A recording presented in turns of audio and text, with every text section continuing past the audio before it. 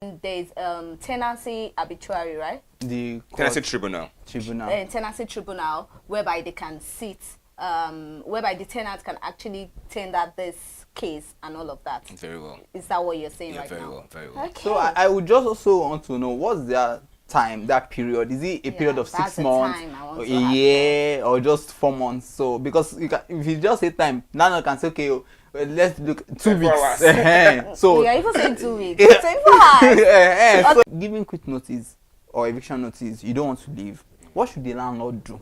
Giving quick notice or eviction notice, you don't want to leave. What should the landlord do to ensure that this person that does not want to leave my house, that is frustrating my life, what should he do, or should the landlady do to ensure that everything goes smoothly? So you're actually asking on behalf of the landlord? Yes, as a landlord. That you yes, are. yes. That you are. Right. You know, so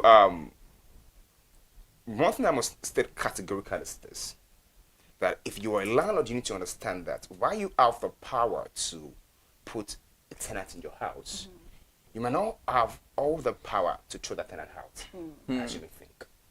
Wow. Yes. Only the court has the right and the power to, to fully or finally evict the tenant.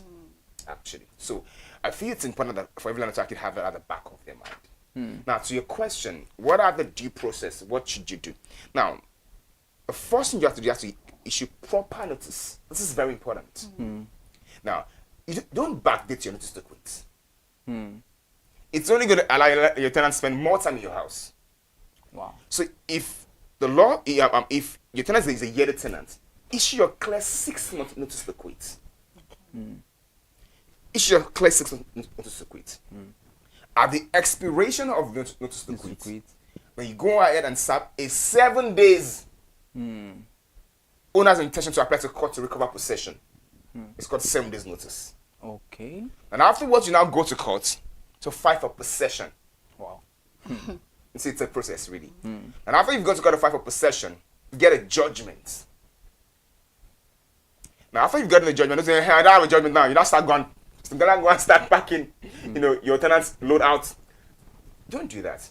Now, you have to now wait for the sheriff or the court's belief to actually come and move the tenant out in the event where he or she fails to move out. So it's actually a process. It's a process. So before you put anybody else, you need to know that getting them out is not going to be as easy as getting them in. Yes. Now I know as a landlord. Okay, then moving on, before we go on a short break, there's this particular one that tenants and landlord are always having issue all the time, whether it is right for landlord to disconnect lights or disconnect water between the landlord and tenants. But then before you answer that, let's go on a short break.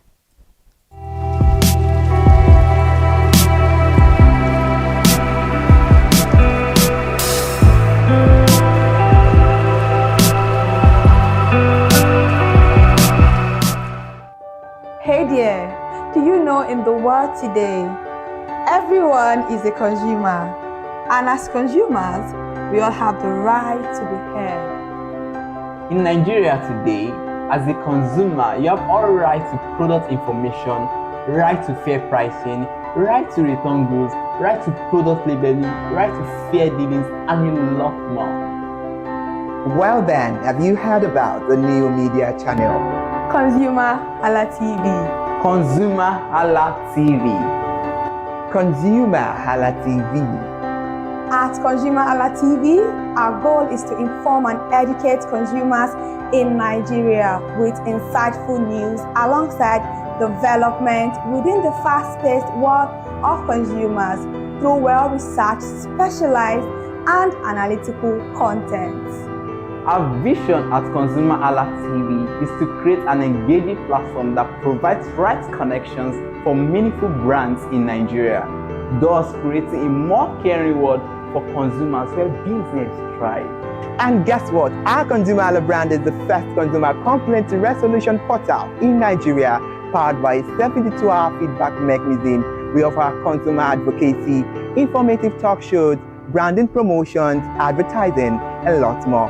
Connect with us via our YouTube channel at ConsumerHallaTV. Follow us on our Facebook page, ConsumerHallaTV, our Instagram page, ConsumerHallaTV, and do well to subscribe to our YouTube channel. Subscription is free, ConsumerHallaTV. At ConsumerHallaTV, you deserve to be heard.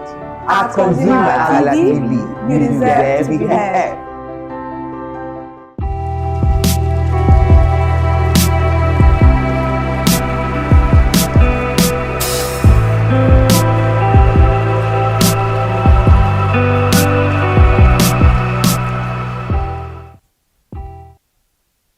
That was so insightful. Behind the scene, we've been saying lots and lots. Whereas I've been telling Amiram, okay, should not try me because now I know my rights. Well, so moving on, I asked the question before we went on a short break. I said, is it legal for a landlord to disconnect water or electricity?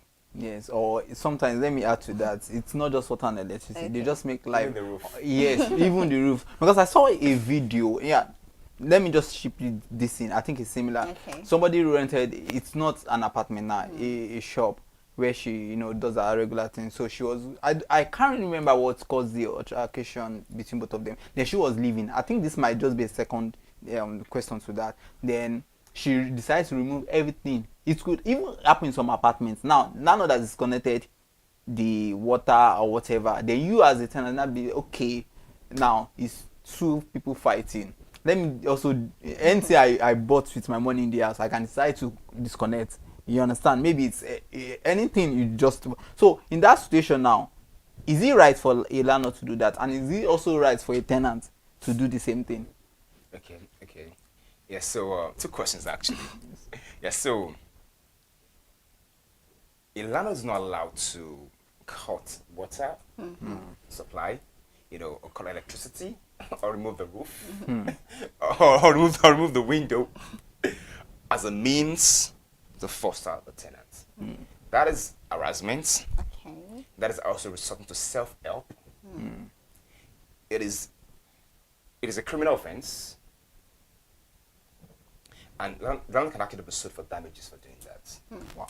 The landlord can be sued for damages for doing and if he's not careful, that. he can even go to jail for that. Wow. That's the way. Every landlord, please be careful. So you're not allowed to resort to self-help and harassment of your tenants. You're not allowed to do that. If you want your tenant out, follow due legal process. Yes. Then what about the situation of the tenants not doing that? And okay, now I'm not even, the landlord didn't disconnect anything. Probably it's time to leave the apartment. Then I've, it's there are no issues there. Nobody's forcing me out. But okay, I remember that when I came, I painted this room. Okay. I bought all of these things. Then this roof wasn't like this. Okay, let me take everything I bought with my money. At least it's my hard-earned money.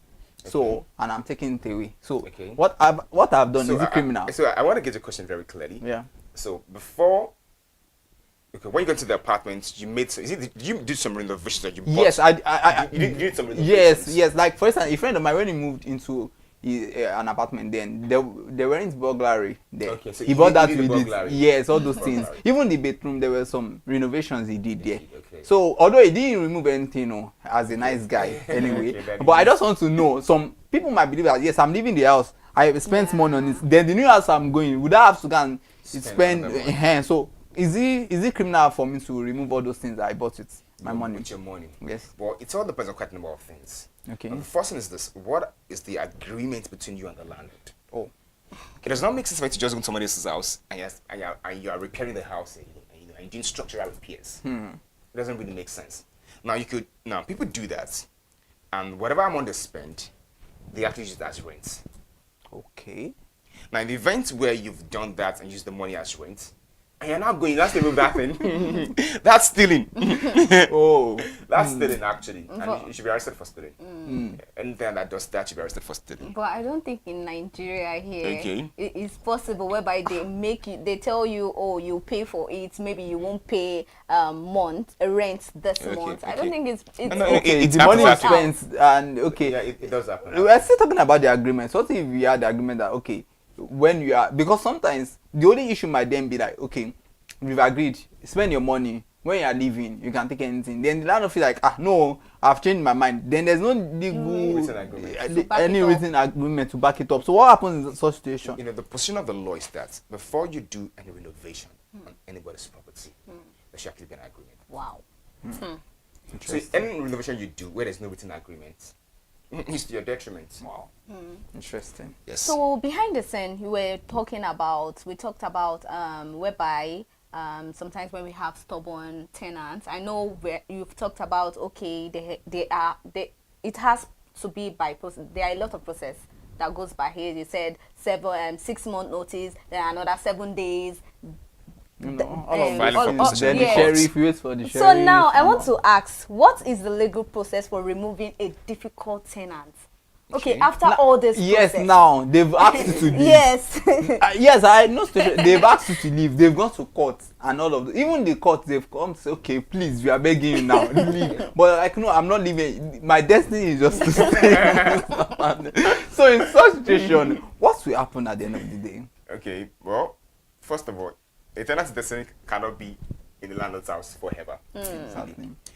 So once the landlord has followed due process, which are first of all issue a notice to quit, and afterwards a 7 days notice, and afterwards go to court and fight for possession. And when you get judgment to take possession, don't rush in there and try to take possession. You have to wait for the sheriff of the court or the court's belief to actually come and execute that judgment. And more often than not, what they do is that they move they pack the load of the tenant. They enter his house into his apartment. The pack is there and move everything outside. Okay. Since it's the court anyway. Yeah, I mean exactly, and then they hand you the keys. Yes, so you're not meant to be directly involved in the process.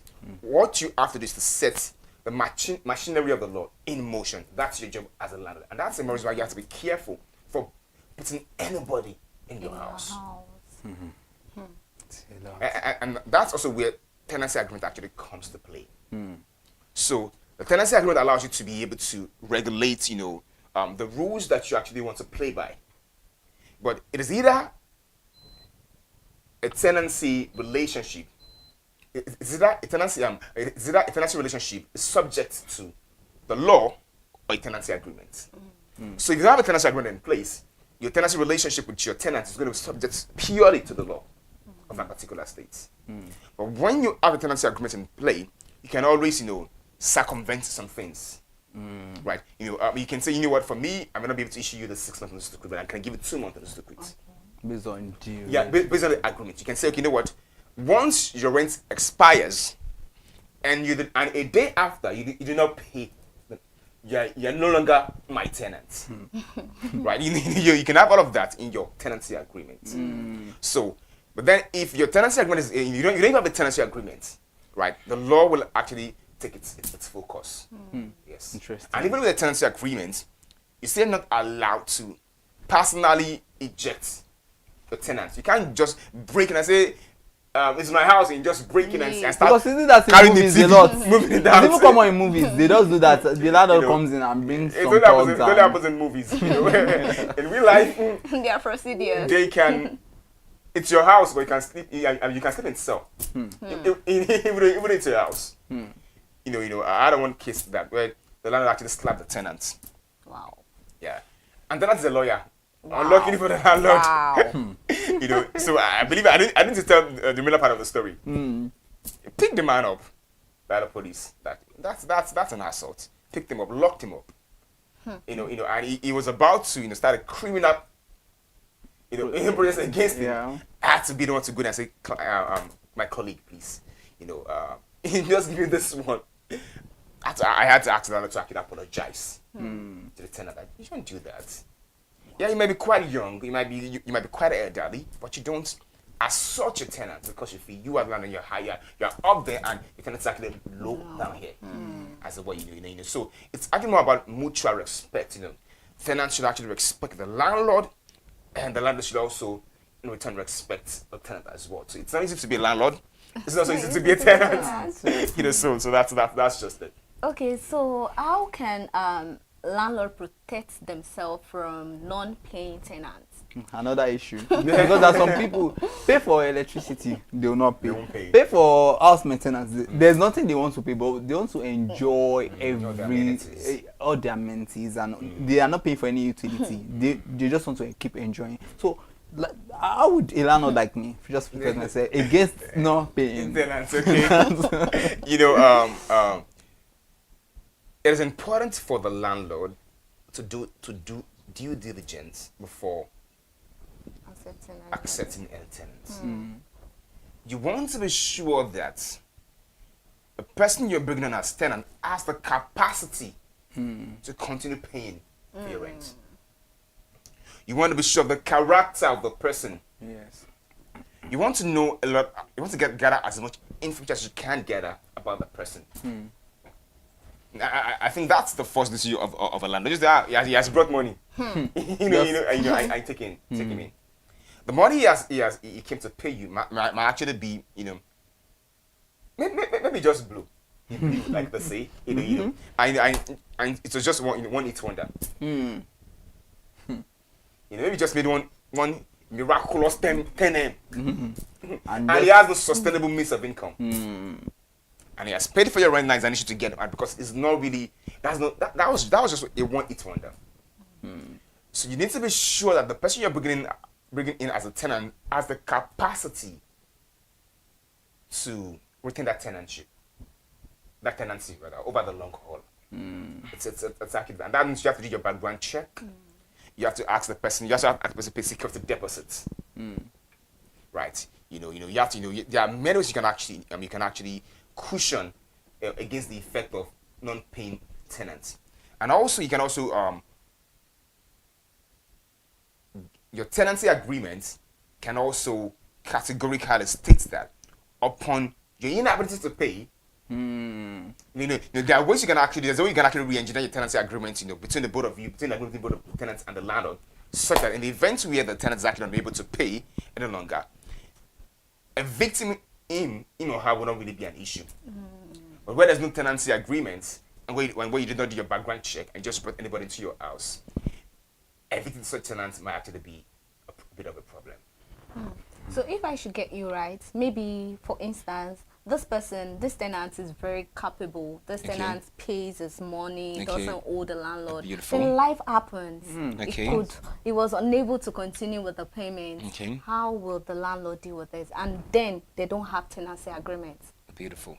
Yeah, well, for me maybe because I'm a lawyer, I don't think I'm going to get into any house without a tenancy agreement. Actually, maybe because I'm a lawyer, right? Because in that instance, the person is subject to the morality of the landlord. Actually, that's it. Actually, because now, there's no tenancy agreement. There's no tenancy agreement, and he's now owing rent. It is the state of the provision of the law is that once you're owing 6 months, 600 arrears, you don't even deserve a notice to quit. You don't deserve a notice to quit. Oh, if you get a tenant and you're owing 6 months and you're 6 months in arrears, you don't deserve a notice to quit. The landlord doesn't have to give you a notice to quit. He can. The next thing for him to do is to give you 7 days notice of owner's intention to actually recover possession, and then he can actually go to court, and fight for possession. Already, because you are unable to pay. You've not been able to pay for 6 months. So that's enough notice that you're leaving very soon actually. But then she said something that the tenant has been a very good tenant. He or she has been paying usual rent, as at when due. I think that's related to the morality of the landlord. Actually, and if the landlord evicts you, that's the fact that you've been paying rent consistently. Don't say he's a bad person. He's not. It's a relative thing, and he also need money. Because he also has a life as well too. So it's actually it's a whole lot entangled altogether. Okay. Before leaving, I would like to ask this question: what documents must a landlord have before renting out property? Well, before you can call yourself a landlord, not an agent, not a landlord. That means that you have ownership of the property. So you need to be sure that you are the owner of the property. So if you are owning yourself out to be the landlord and you are not the actual owner of the property, that's fraudulent misrepresentation. So you need to be sure that you actually own the property. So when ownership is not in contest, when it's not an issue, the next is actually get a tenancy agreement from a lawyer. Don't just draft one up yourself. And just Because a lot of us actually come, go into drafting up tenancy agreements. Reach out to your lawyer to draft a tenancy agreement for you. So be sure you are the owner of the property. Also be sure that you have a right to give the property out, for rent, because there's times where you can actually be the owner of the property, but then you don't have the right to rent it out. As a way, for instance, now, let's say maybe there's a lien on the particular property. As a way, there's already a lien on it actually. So or maybe it's about to go under foreclosure. There could be a number of reasons actually. So you want to be sure that you have the right to rent it out, as a way, and then get a tenancy agreement. It's just that easy. But it's too easy that people don't do it. Yeah. So that's just it. It's so beautiful. Like, I don't even want the show to end, but time is not on our side. So if you're just joining, you know we've been on the show, we talked a lot about tenancy agreement between landlord and tenants, and it has been a lot on the show. Okay, if you've not subscribed on our YouTube channel, then you're wrong. At ConsumerHallaTV on all social media platforms, do well to follow. And I must really say a very big thank you for expounding so much on the show today, and it has been so insightful. Personally, I've learned and so. I know now that there's some things and I need to really put in place, and thank God you're a lawyer. So I mean I know you can always come to my rescue, and so thank you so much for being on the show today, and I'm quite sure. All the pleasure is mine. Thank you for having me. Definitely, we are still coming. Because we still have a lot to discuss, but time is not on our side, like I said. So it's nice having you here, Barrister Alex.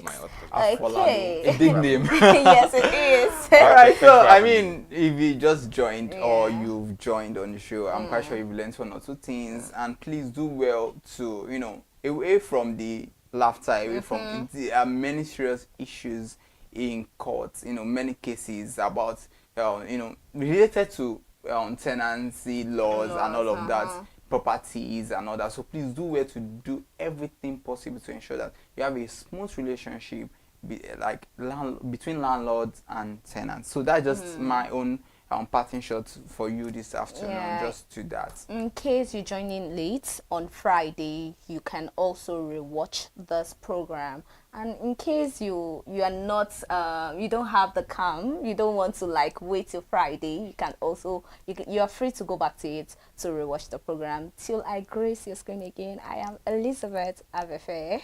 And I am Iremufe Koforola. Bye for now. Everything consumer advocacy, consumer rights, everything that has to do with consumers on this TV. You'd watch, you'd learn, be educated, and you'll be entertained. Keep watching Consumer Halla TV. My name is Olubukola Ozone, a photographer and a social media enthusiast. You're watching ConsumerHalla TV. It's a consumer advocacy TV. If you have a problem, any consumer related problem, just holla at them, just like their name implies, and they're going to get it sorted for you. Keep watching, stay tuned. Thank you very much. Hi guys, my name is Joba Jalabi. I'm a marketing communications professional. I currently lead marketing at Flash Change, a fintech startup. Keep watching ConsumerHalla TV, a consumer advocacy channel. Hello, my name is Sharon Rotimi. I'm an actor and I am on ConsumerHalla TV. Now, ConsumerHalla TV is a consumer advocacy channel. So if you have any issues, consumer-related issues with brands and services, you can reach out to them and they'll be sure to handle it or to cater to you. Thank you so much. Hi guys, my name is Iyebiye Adeton. I'm a film poster designer and illustrator. This is ConsumerHalla TV. It's a consumer advocacy channel. We show content on consumers-based news, entertainment, and all of that. So I urge you guys to stay stay tuned to ConsumerHalla TV. My name is Anoluwapo Alao, a sales consultant for Star Times Nigeria. This is a ConsumerHalla TV, where they discuss anything consumer needs and get knowledge about anything about consumer. So keep watching. Hi, my name is Adebola Ogushino. I'm a filmmaker, and you're watching ConsumerHalla TV. Any consumer-related issues, they've got you. Hi, my name is Stephen Olorunshisi. I'm a strategy and sales professional, currently working with Obey, and you're watching ConsumerHalla TV. I mean, this is one of the channels that you don't want to but stay on. Consumer advocacy, brand promotion, everything consumer, what you need to learn for your business to grow. This is a channel where you learn, where you experience entertainment too, yeah. But it's good for businesses, for brands, and for an entrepreneur. If you want to know more about businesses, want to know more about brands, please stay watching. Alright, thank you so much, ConsumerHalla TV. Keep watching. Hello, good day. My name is Tunde Balogun. I'm the lead pastor at the Kingsborough Church in London. And you're watching ConsumerHalla TV, which is a new initiation into the TV industry in Nigeria, the first of its kind in Nigeria, and I know that it's going to bring value and quality into the service industry. ConsumerHalla TV is here to offer value to service industry and to give a voice to consumers, bring awareness to the brand industry, and also bring education to what it is to have quality for what you paid for. I know that through ConsumerHalla TV, you are going to be able to get what you have paid for quality-wise and also give a voice to you in wherever it is that you do. I am here to support and give a shout out to say that keep watching ConsumerHalla TV and we'll have a better quality for value in Nigeria and in the global space. Please continue to watch ConsumerHalla TV because it is here to make things work better for you. It is on this note that I would like to say a big congratulations to the chairman and CEO of ConsumerHalla TV, Pastor Tunde Olufowora, and all the staffs of this great organization. Thank you for what you do. You are making things happen for us, and I pray that God bless you. Thank you. Hello, my name is Toyin Balogun. I'm here to give a shout out to ConsumerHalla TV, #1 platform helping you to shop smart, spend wisely, and live better. Anytime you have any kind of issues with your shopping, or you want to know a very honest review, please contact ConsumerHalla TV, here to help you. And please join the community where we can all make life easy and better for all of us. Hey there, do you know in the world today, everyone is a consumer. And as consumers, we all have the right to be heard. In Nigeria today, as a consumer, you have all right to product information, right to fair pricing, right to return goods, right to product labeling, right to fair dealings, and a lot more. Well then, have you heard about the new media channel? ConsumerHalla TV. ConsumerHalla TV. ConsumerHalla TV. At ConsumerHalla TV, our goal is to inform and educate consumers in Nigeria with insightful news alongside development within the fast-paced world of consumers through well-researched, specialized, and analytical content. Our vision at ConsumerHalla TV is to create an engaging platform that provides right connections for meaningful brands in Nigeria, thus creating a more caring world for consumers where business thrive. And guess what? Our ConsumerHalla brand is the first consumer complaint resolution portal in Nigeria, powered by a 72-hour feedback mechanism. We offer consumer advocacy, informative talk shows, branding promotions, advertising, and lots more. Connect with us via our YouTube channel at ConsumerHalla TV. Follow us on our Facebook page, ConsumerHalla TV, our Instagram page, ConsumerHalla TV, and do well to subscribe to our YouTube channel. Subscription is free. ConsumerHalla TV. At ConsumerHalla TV, you deserve to be heard. At ConsumerHalla TV, you deserve to be heard.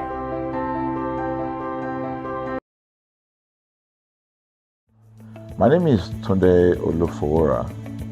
I'm the CEO of Brand Eye Communications. We are the we call the publisher or the owner of the new initiative called ConsumerHallaTV. ConsumerHallaTV is actually Nigeria's first consumer-centered, or call it consumer-centric television platform that aims to bring voice to the over 220 million Nigerians. It was a vision that came to my heart about 10 years ago. I remember that I was traveling. I traveled out of the country, on airline, and I had this unpleasant experience. It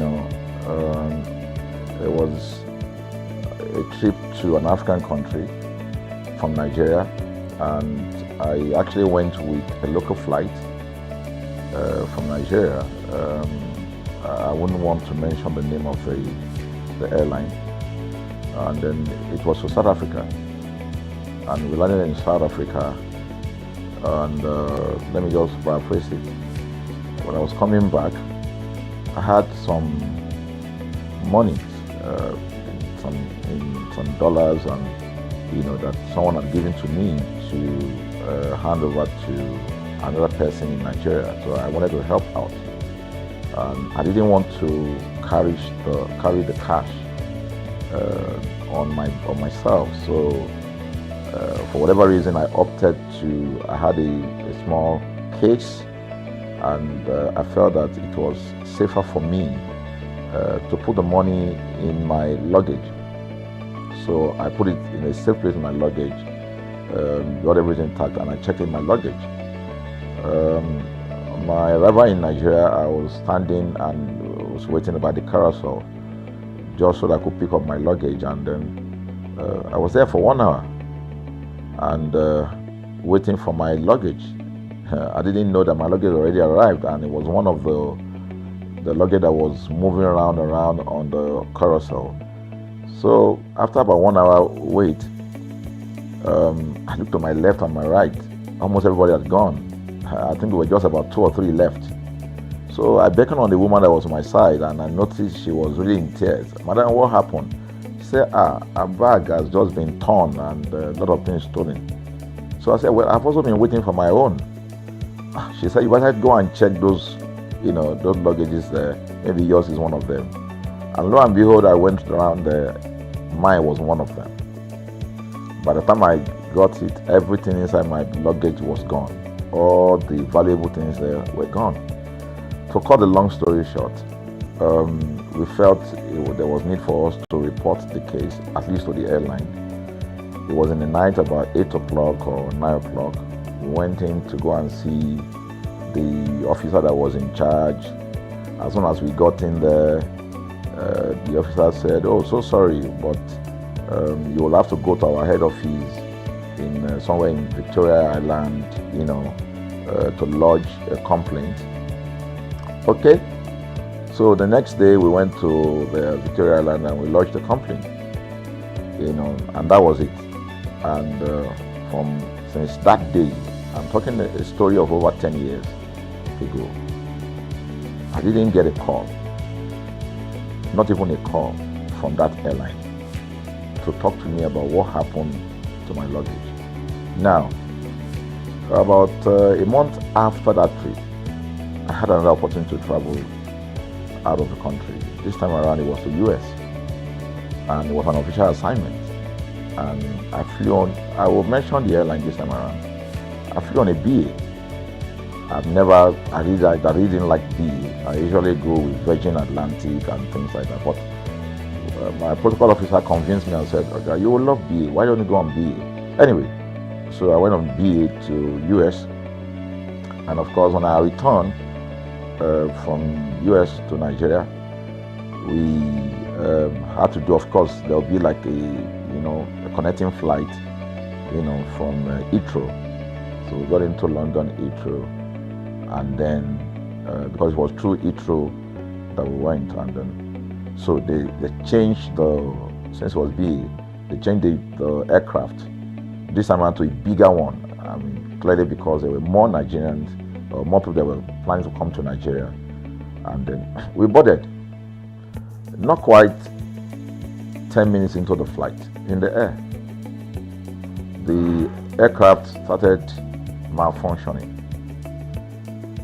The air conditioning compartment were not functioning very well.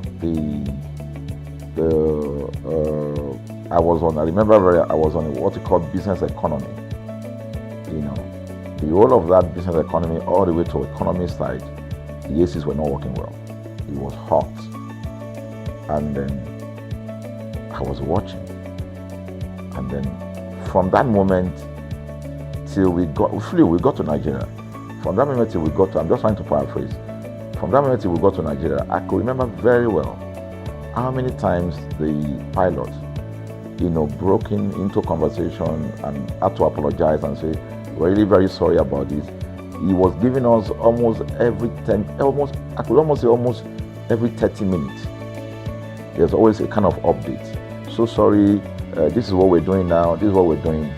While we were on that journey, I also remember an incident. So they came, the crew apparently couldn't resolve it. They couldn't manage the crisis or what was going on about it. They couldn't fix it.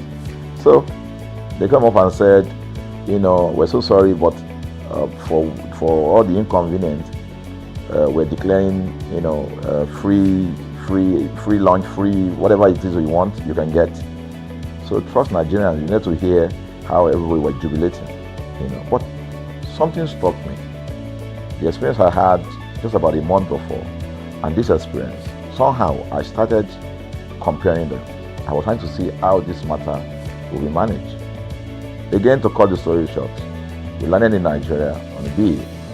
Before we landed, the pilot announced and said that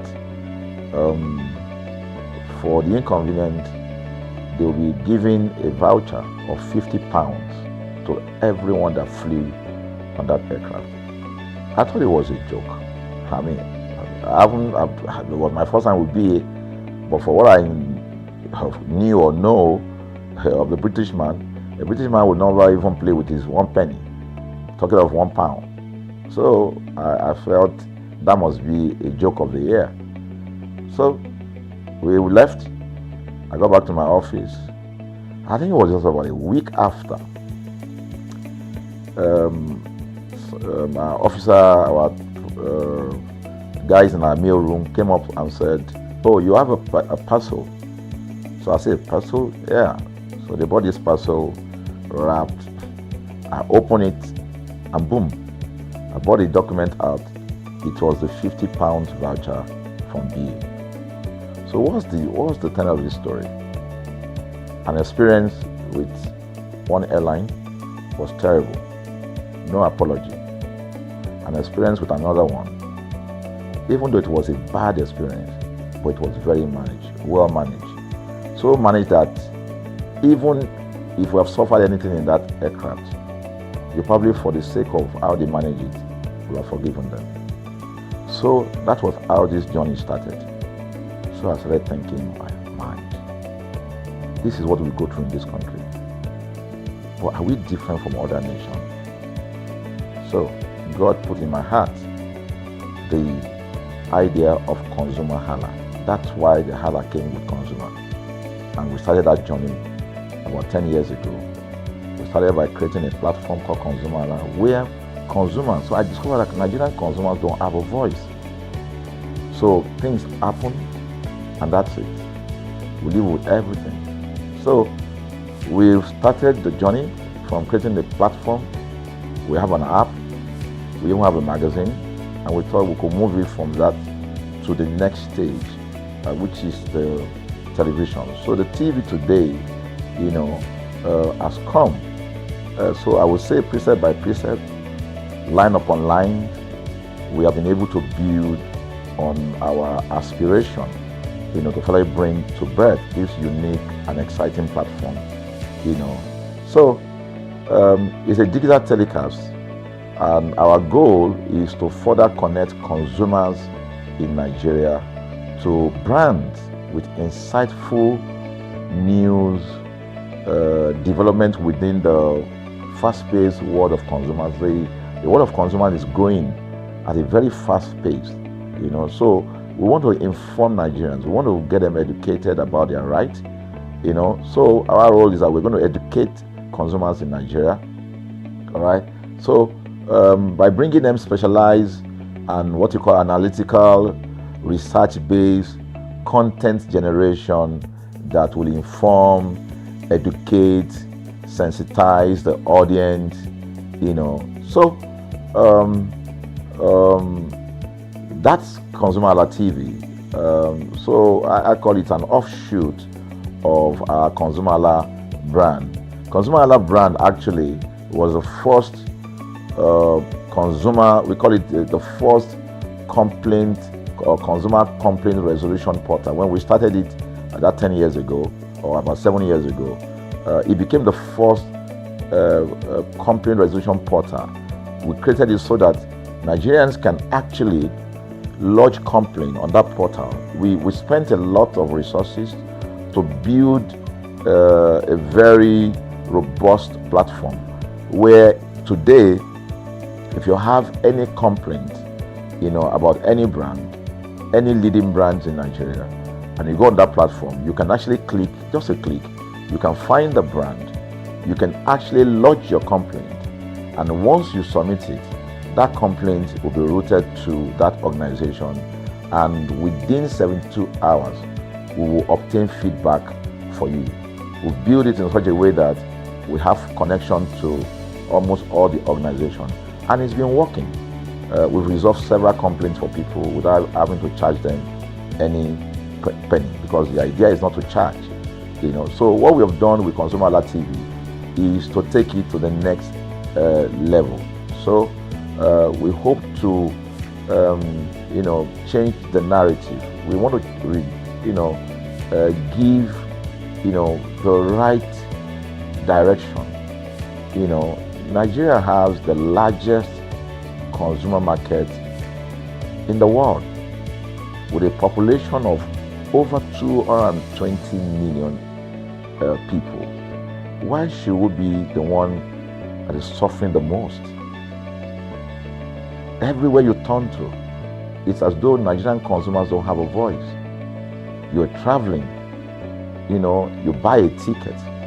For whatever reason, an airline will wake up middle of the night,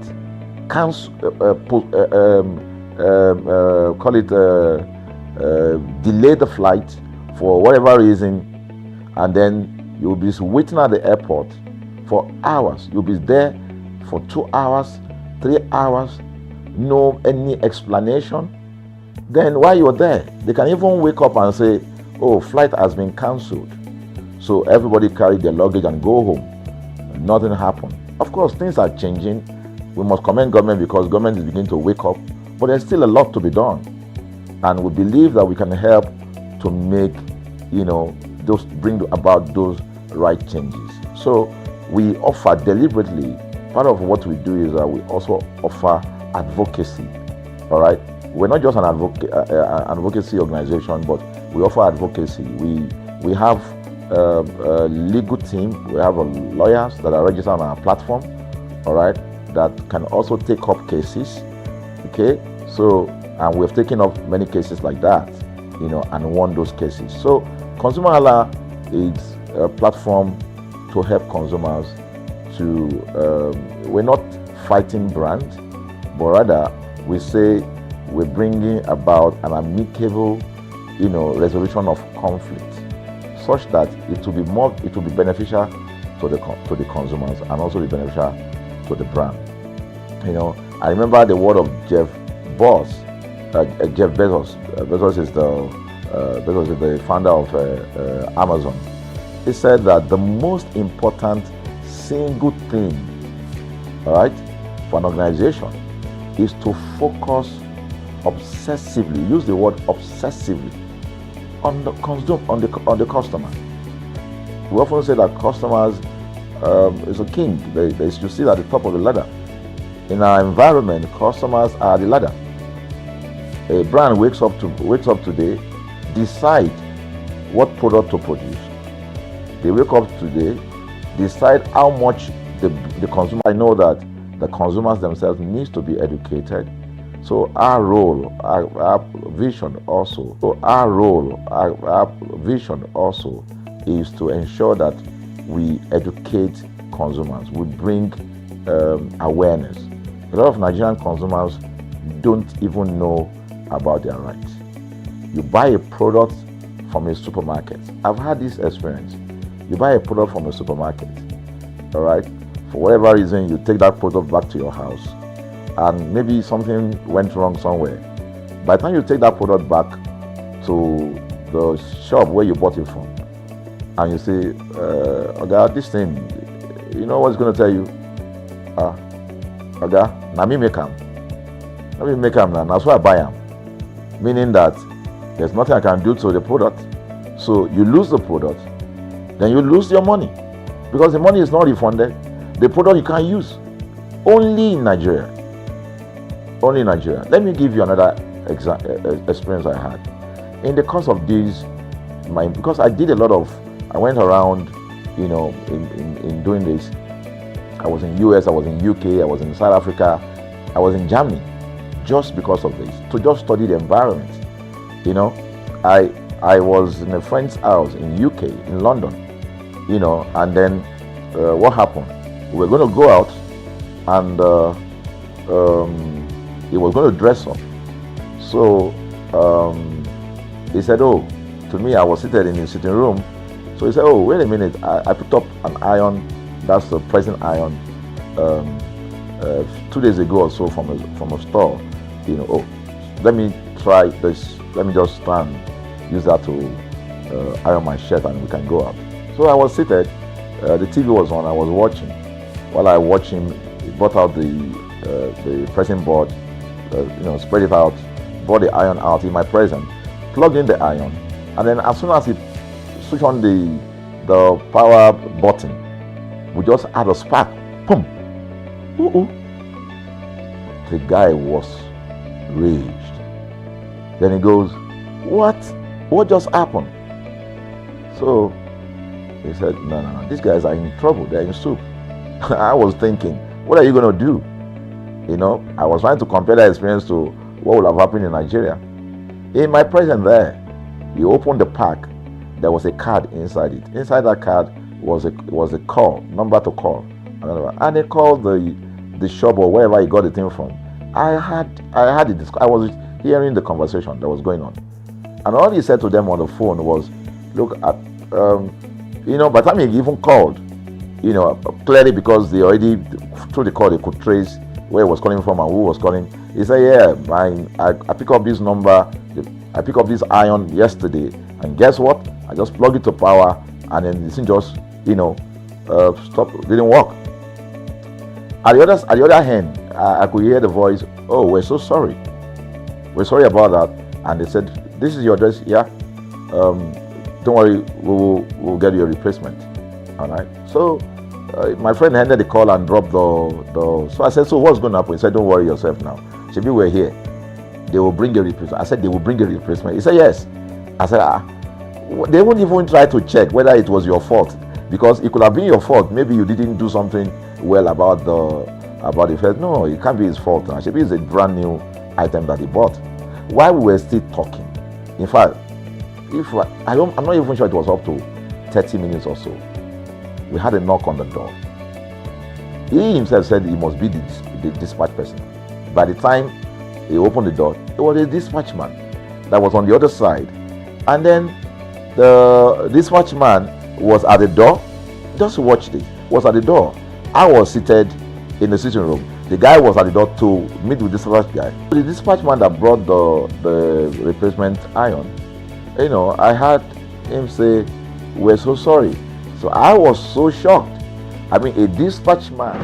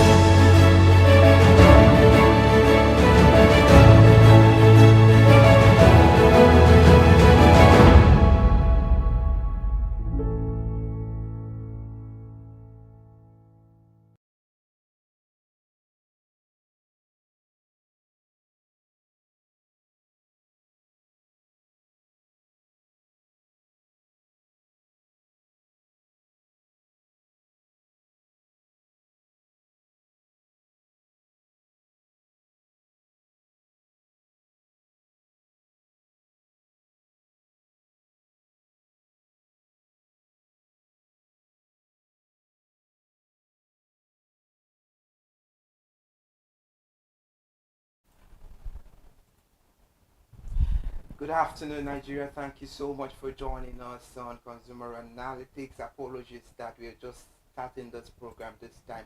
It's due to 1 or 2. Thank you so much for joining us once again. You know that on Consumer Analytics, all we do is to analyze and to project the voice of the consumers. And of course, I'm not alone on this program. I have two beautiful women of the press. But before I move over to them, I am Iri Ayomikole Eke. And on today's program, like I said earlier on, I have two beautiful, gentle women of the press, because what we are about to talk on the program, Consumer Analytics, has to do with a woman's thing. You know what they say, that it's a lady's word, and that is why I have those two beautiful women with me on the program. I don't even know where to start from, but actually, it's a pleasure to have you on the program. Thank you. Please do introduce yourself. So, all right. All right, please introduce yourself too. As you said, Ifunaya. All right, we'll be talking about relaxer. It's a woman thing, like I said earlier on, and of course they would take over the show very soon. But beauty lifestyle, it's all about embracing self-care, creativity, and confidence. It's just not about makeup or skincare. It's a vibe, a routine, and a way to feel your best every day. And it is how to elevate yours as a woman or as a lady. Skincare, which has to do with self-love and all of that. Definitely, we know that ladies don't joke with skincare. Then the hair care as well, where you moisturize your hair, you protect, your hair, do different styles. We have braid, we have twists, and a lot of that. But on today's program, Consumer Analytics, we'll be looking into hair relaxer. And for information, hair relaxer is a cream-like treatment that is typically used to chemically relax, straighten curls and afro hair. And for over a century, relaxers have played an integral part of black women's hair experience. However, people have recently become aware of the huge health risk related to relaxer use, and things are changing. But I can let you know that many people still love the look of hair that stays straight, and here is a common misconception that relaxing your hair will make your hair grow faster. Definitely, however, straight hair trends to look longer than afro or curly hair because of the difference between their shape, which is why many are misled to think that relaxing hair will make it grow even faster, when in fact hair growth is more visible. Relaxer definitely removes the kinks and bends from natural hair that are responsible for tangles and knots, and it makes hair smoother, and it makes the hair texture beautiful, easier to comb, and less breakages rather, I beg your pardon there, from working out the tangle. And according to research from ladies, very curly hair has a tendency to shrink and require stretching to unkink the curls and give you some length. That's very beautiful right there. And now, ladies, you have to come in. We'll start from this. Okay, let me start from the beginning. Talking about hair relaxer, of course, the ladies thing. So let's have what can you say about hair relaxer, and what is your own favorite hair relaxer brand? Okay. So, hair relaxer, I mean, everybody knows what relaxer is. Hair relaxer does not even necessarily, now it's not only for girls, because we see men relaxing their hair and all. So, I can't say my favorite brand is any one of them. I feel like it depends on the texture of hair. That's the relaxer. Like now, I have a very thick texture, so I use Omega Boost. But then for other brands, we have ORS, we have Olive, we have Ozone, Lush. Yeah, we have Lush too. There are more brands like that. And you see some people, they say, oh no, I don't use Mega Boost. I can't use Mega Boost. It burns my scalp. It does this. I have to use this one. So it just depends on the texture of it. Okay, for reference and the fun of it, you said your own hair is thick. So is it the thick hair they call virgin hair, or no, trying to mix things up here? No, virgin hair is natural hair. You've not used any chemicals, yeah. Well, that's why.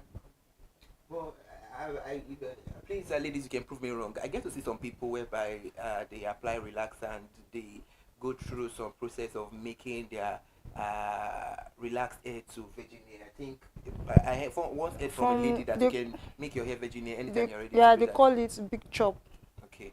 That means like you just cut your hair totally. Yeah, that's a relaxer. You cut it totally, because if you leave your relaxed hair for a long time, there's what they call undergrowth.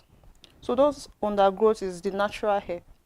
So meaning if you chop off that relaxer, the undergrowth is the natural hair. So from that undergrowth, that's how you can grow a natural hair. So they call it big chop. That's from changing from relaxer to natural hair. All right, it's going to be interesting on the program today. I said it's a women's world, and I have them with me in the studio. Now, for proper understanding, what is your own ideology of hair relaxer? Which one is your favorite brand? Which one do you use so well? Somebody even made mention of Mega Growth, if I'm being right. Well, I don't relax my hair anymore because I love natural hair. So I wanted to switch from. I actually did a big chop when I wanted to switch from relaxed hair to natural hair. But during my time when I do relax my hair, I think I use Beaver. Yeah, it was not actually good for my hair because according to what Timu said, it depends on your hair type. What a hair relaxer brand can work for me might not work for others. So you have to know your hair type. Well, for me, I was not really interested in knowing my hair type. What was actually on my mind then was the natural hair, because then I love how ladies do pack their natural hair. Is so fine. But relaxed hair too has its own beauty. That's if you maintain it. Relaxer is good, at the same time it's bad. Why? Because too much relaxing of hair or too much mixture and relax on your hair can cause damage. Yeah, so all brands works in their own different ways. So I can't say use this instead of use this. Beaver can work for some people, and it can also work for some people also. Lush too works, but also not for some people. So it just depends on your hair type. Just have to know your hair type. Then you now determine which relaxer you want to go for. All right. If he's not a horse, but you've heard from if he's mouth, from the horse's mouth, are you affirming to what she said, or there is a contrary opinion about what she's saying? No, there's no contrary opinion. If you want to use a relaxer, you have to know the type of hair you have, because you cannot just say, oh, because of my friend is using ozone, let me go and carry ozone and put on your hair. You damage your scalp if you're not sure that's the type of hair that needs that relaxer. So you need to know your hair type. All right, it's about ladies, it's about glam, it's about beauty, and the program, if you're just joining us, is Consumer Analytics, where we project out the voice of the consumer. And there is something I love about Consumer Analytics a lot. You know, on Consumer Analytics, we've analyzed so many things, and today we're analyzing hair relaxer. And about that, our reporter Elizabeth Abefe was on the street to seek a perspective and opinion, to project the opinion of the consumers, and she has done the needful. Silky hair, a desire for many. Hair relaxers have become a popular choice for achieving that silky hair. Yes, but what exactly are hair relaxers and how do they work? That will be the question we will be asking consumers this morning. I am Elizabeth Abefe and I'm live here in Lagos, Nigeria. You're welcome to Consumer Voice on ConsumerHalla TV, where we ask consumers concerning brands and to know whether consumers really know their brands. Today won't be different. We are putting hair relaxers to the test, where consumers will genuinely share with us their preference and also give reasons why they think this brand is the best. Do you know what? Come with me. Let's go find out. Okay, so what type of hair relaxer do you use? I use Mega Growth hair relaxer. Change to ConsumerHalla. Mega Growth Viva. I make use of Mega Growth. Ozone. I've used Lush and Mega Growth. Hello consumers, whether you're a seasoned pro or you're just considering it, you've heard the voices of consumers on hair relaxer brand, and I must say consumers really know their go-to choice when it comes to hair relaxer. You had them right. They said prioritize your hair safety first.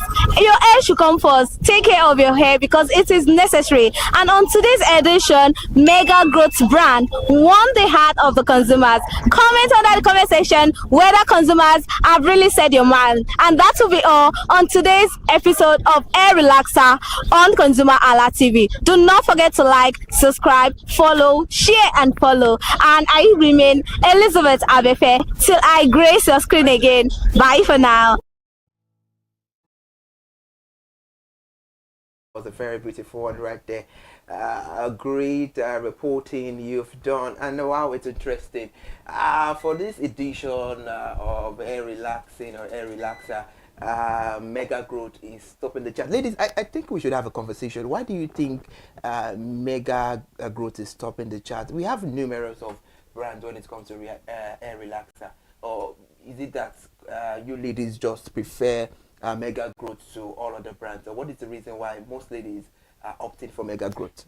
Number one, it could be the texture of their hair. Like I said from beginning, texture is an important thing. So it could be texture of their hair. It could also be that it is the one they are most accessible to in the market.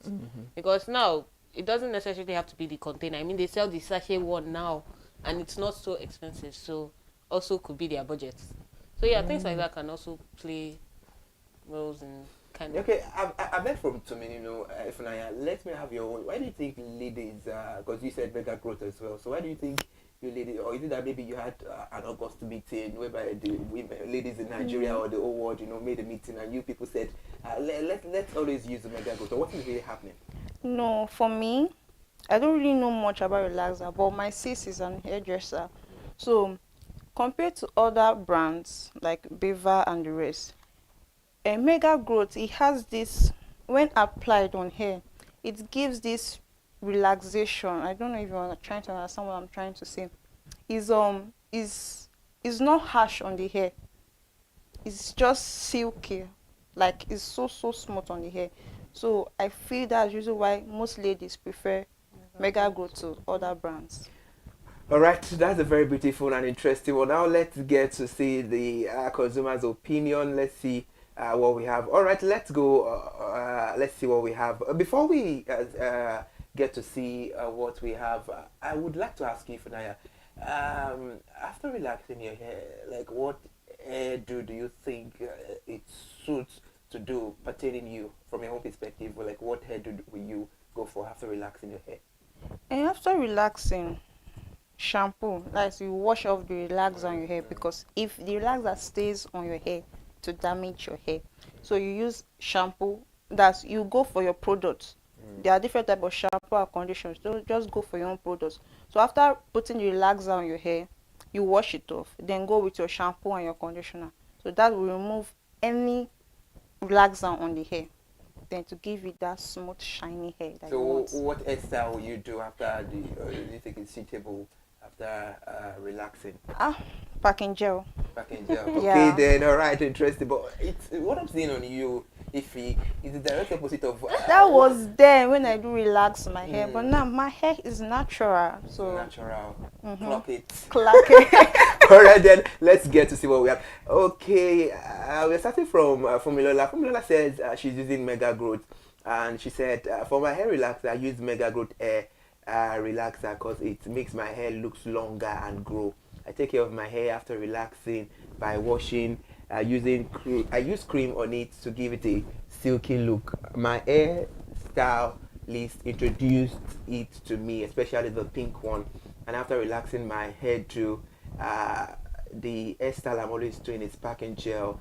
I think Mega Growth should improve on their shampoo ratings 9/10. You just made mention of packing gel. For now, Lola is saying packing gel. Is there any entanglement between hair relaxing and packing gel? Okay, so when you do packing gel, it makes, after you've relaxed your hair and you do packing gel, it makes your hair look sick, and then it makes it really fine.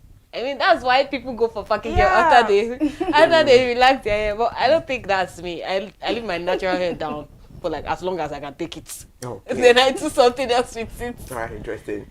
Okay, we have Abisola. Abisola says she used organic products. For hair relaxers, I use organic, but now I use Sunny Isle. With Sunny Isle relaxer, my hair is safe. I relax every 4 months because my hair is hard.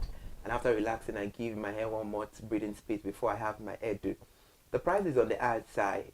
My favorite hairdo after relaxing is packing gel, ratings 10/10. Wow, I can't say this is the ladies' world. They know the reason why they are opting and choosing for packing gel. Alright, Amonbolale says Mega Growth. Mega Growth hair relaxer does it because I'm an hairstylist. As an hairstylist, I can tell it that relaxing hair is important, especially when you have a stubborn hair.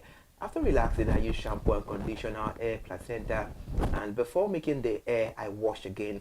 Relaxing of hair is good every 3 months, and with my experience as an hairstylist, after relaxing, the hairdo I make is cornrows and packing gel, which is the common hairdo, ratings 9/10.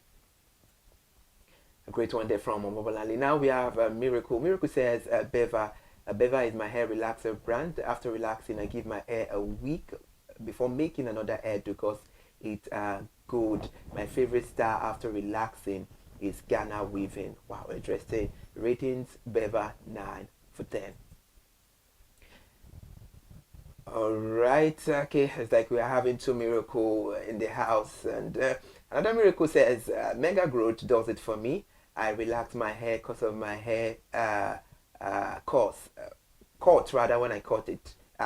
Caught when, okay, Mega Growth does it for me. I relax my hair because of my hair cut, and when I comb my hair, it's odd. For purpose, no shades. I have used Beva previously, but it burns. Maybe because of my hair type. Before using hair relaxer, hair cream is needed to apply on hair. Then use hot water, not cold water, for silky hair. After relaxing, I go for all back because I'm a all back hair girly. But I think they should work on the heat, ratings 8.5/10. Is there any heat that comes along after using Mega Growth, or what heat is she referring to? After using any relaxer, like, because I think that's the purpose of the relaxer is to, it's not to burn your hair, but then it's to relax it, and it needs that heat in order to relax. So that's why people tell you, oh, don't let it stay on your hair too long so that you don't burn your scalp or burn your hair. Yeah, so there's heat. All right, interesting. So, let me ask you, okay, you said you prefer just leaving your hair like that without, okay. Like that. All right, that's a very beautiful one. Thank you so much, ladies, for joining on Consumer Analytics. The program will be different. The dynamics of the program will be different today. After Consumer Analytics, we'll be having the news at 4, and after the news at 4, we'll be back again on Resolution Box. Thank you so much for staying with us. And on Consumer Analytics, on Hair Relaxer, Mega Growth is doing the job. And please, for note, and for purpose, we are not saying all other brands are not doing well. Of course, you people are doing so well, but this program is mainly meant to project the voice of the consumer. Thank you so much, guys. We'll see you briefly after the news at 4. Bye for now. And Diffie, thank you so much for doing this one with me on the program. Clock it. Tuminino, thank you so much. We see you soon. Stay tuned.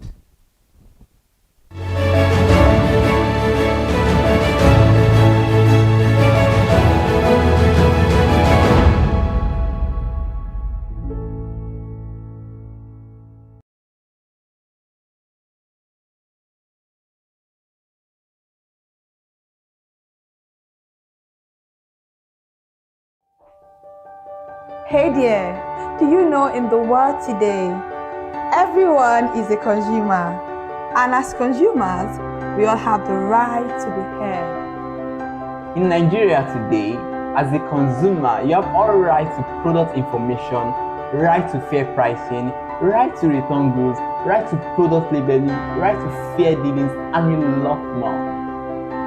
Well then, have you heard about the new media channel? ConsumerHallaTV. ConsumerHallaTV. ConsumerHallaTV. At ConsumerHallaTV, our goal is to inform and educate consumers in Nigeria with insightful news alongside development within the fast-paced world of consumers through well-researched, specialized, and analytical content.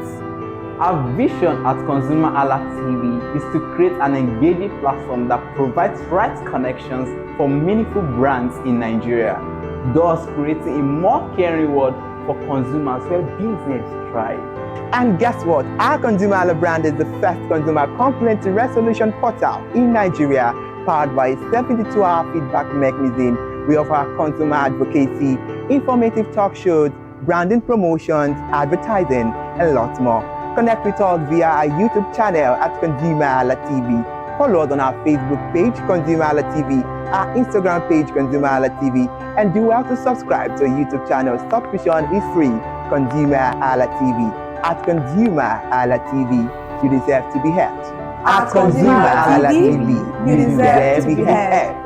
Hi people, my name is Mo Fakorede and I am a filmmaker and a film director, and you're watching ConsumerHalla TV.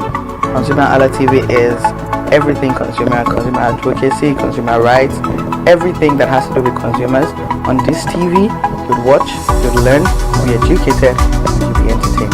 Keep watching ConsumerHalla TV. My name is Olubukola Ozone, a photographer and a social media enthusiast. You're watching ConsumerHalla TV. It's a consumer advocacy TV. If you have a problem, anything, any consumer related problem, just holla at them, just like their name implies, and they're going to get it sorted for you. Keep watching, stay tuned. Thank you very much. Hi guys, my name is Joba Jalabi. I'm a marketing communications professional. I currently lead marketing at Flash Change, a fintech startup. Keep watching ConsumerHalla TV, a consumer advocacy channel.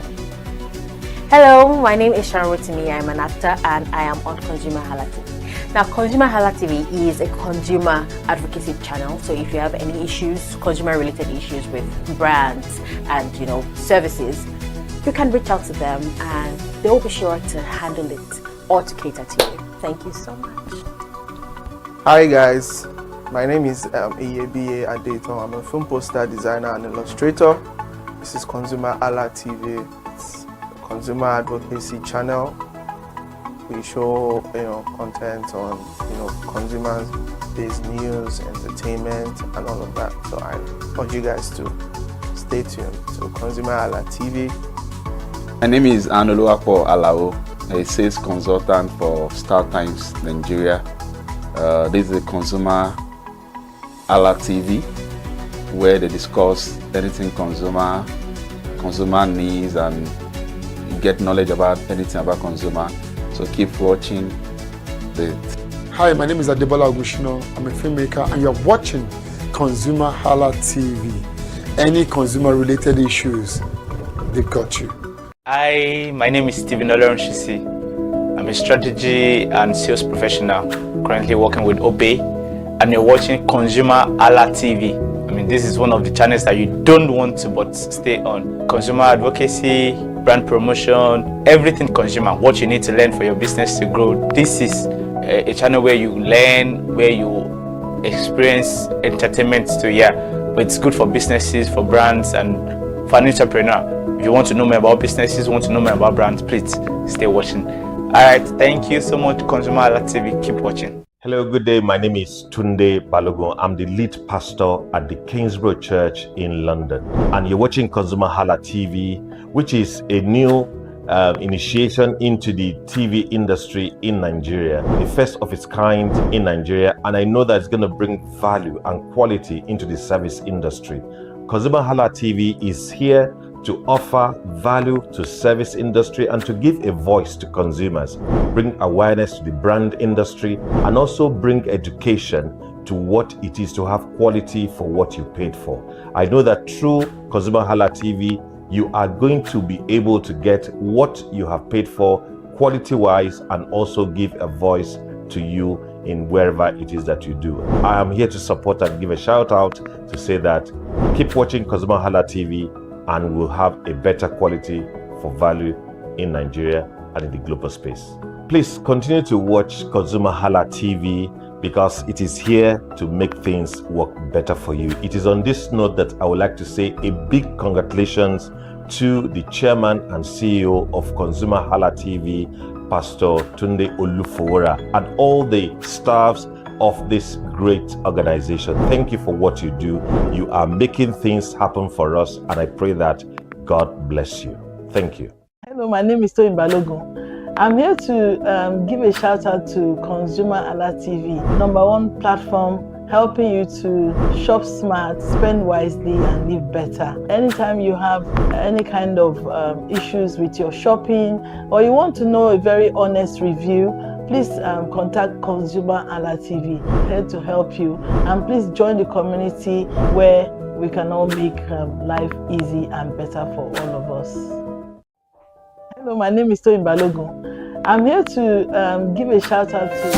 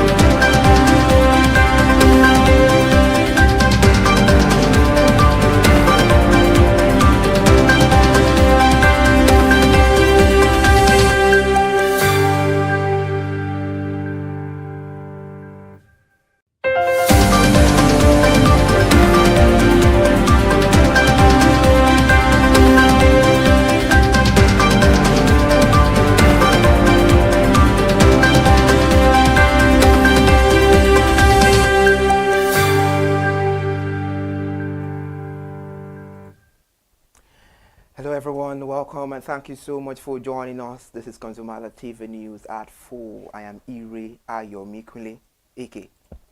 We begin the news at 4 this afternoon talking about business. Reliance African Energy Company Limited is taking its energy security and industrialization advocacy to the University of Speaking on Friday at the University Alumni Homecoming event. The Managing Director and Chief Executive Officer of Reliance, Tony Arthur, urged the economic emancipation and growth of Nigeria and the eradication of energy poverty and the embrace of sustainability, leveraging the country's vast oil and gas resources. Mr. Arthur delivered the university distinguished alumni lecture titled Energy Security and Economic Sustainability, the role of Nigeria's oil and gas sector in national development. Furthermore, he described energy and economic growth as inseparable, noting that with energy security comes the economic opportunities with the potential to transform the lives of millions of Nigerians. And now the federal government has announced that the first 47-kilometer section of the Lagos-Calabar Coastal Highway will be open to traffic in December 2025. The Minister of Works, David Omar, disclosed this during an inspection tour of the highway on Sunday yesterday, stating that the opening is scheduled to take place between December 12 and 17. He noted that both the government and the contractor committed to completing this section of the 750-kilometer highway which connects the 9 coastal states of the Federation. Mr. Umar said, and I quote a statement, "This job must be completed. We are here under President's directive, working for the people to ensure that the carriageway is open for public use by December. We've agreed with the contractor that this is what we are assessing now. Everything will be done to provide unfettered access from Channel 0 to Channel 47 up to Channel 55. This is our intention." And now we're back on business news. The Naira recorded a negative trading performance during the week as the Naira weakened by 0.99% at the official Nigerian foreign exchange market to 1,000 Naira 456.72 kobo per dollar as of Friday over the weekend, from 1,442 Naira 43 kobo per dollar in previous week. At the parallel market, the currency traded weaker within the range of 1,470 Naira per dollar and 1,475 Naira per dollar. According to the Carrier Asset Management Limited in its weekly report, says the Naira moved within a noticeable wider trading band this week, fluctuating between 1,440 Naira and 1,460 Naira at the official window as softer inflows met the firmer dollar demand.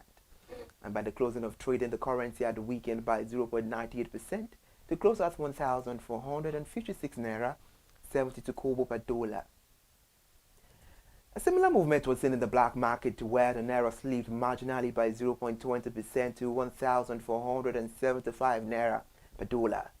However, the AIICO Capital also noted that the Naira traded largely bearish in the foreign exchange market for most of the week, which was pressured by strong early demand from investors seeking to cover the positions. The investment house added that the pressure was sustained despite the multiple CBN interventions, elevated demand which continued to weigh on the currency, pushing the exchange rate weaker from 1,442 Naira 43 kobo per dollar at the previous week, close to 1,456 Naira 72 kobo per dollar on Friday. And now let's bring it to you that the Securities and Exchange Commission will officially transition to a T+2 settlement cycle for equity transactions from Friday. Under the new system, all trade executed on Friday, November 28, 2025, and it will be settled on Tuesday, December 2nd, 2025, where transactions carried out before that date will continue to follow the existing T+3 schedule. This means that trade executed on Thursday, November 27 will also settle on December 2, coinciding with the first batch of T+2 settlement. The Commission, which disclosed this in a statement, said that the move was designed to align with global best practice and enhance market efficiency. It noted further that the transition from the current T+3 trade date plus 3 days settlement cycle is now at the implementation stage, following a month of preparation and stakeholder testing. This minute, the global stock began an event-filled week on the front foot today as investors took heart from growing expectations of a Federal Reserve rate cut in December, even as policymakers remain divided over such a move. Market wagering hub for potential catalysts, including the release of the U.S. retail sales and producer prices data due later in the week, while British Finance Minister Rachel Reeves is also set to unveil her highly anticipated budget. Still talking on the news, trading was thinned with Japan market closed for a holiday, but MSCI Broadest Index of Asia Pacific shares outside Japan rose by 0.4%, and the South Korea State Heavy Kospi Index was up with 0.7%. The Nasdaq futures and S&P were 500 futures, and it rose by 0.64% and 0.45% respectively, while Eurotox was 50 futures and it got advanced by 0.78%. The Fed Fund futures now point to a 57% chance that the Fed will cut by 25 basis points next month, up from less than a 30% chance a week ago. I beg your pardon there. Now let's move the news forward. Nigeria spent a total of $1.39 billion, approximately to 2.16 trillion naira on foreign education in the first half of 2025, marking a significant increase from the corresponding period in 2024. This figure represents a 20% rise in dollar terms and a 38% increase in naira based on average exchange rate of 1,553 naira 6 kobo per dollar during the period. Moreover, the data source from the CBN, the Central Bank of Nigeria Balance of Payment Report, reflects the growing trend of educational migration and persistent challenges within Nigeria's domestic education system.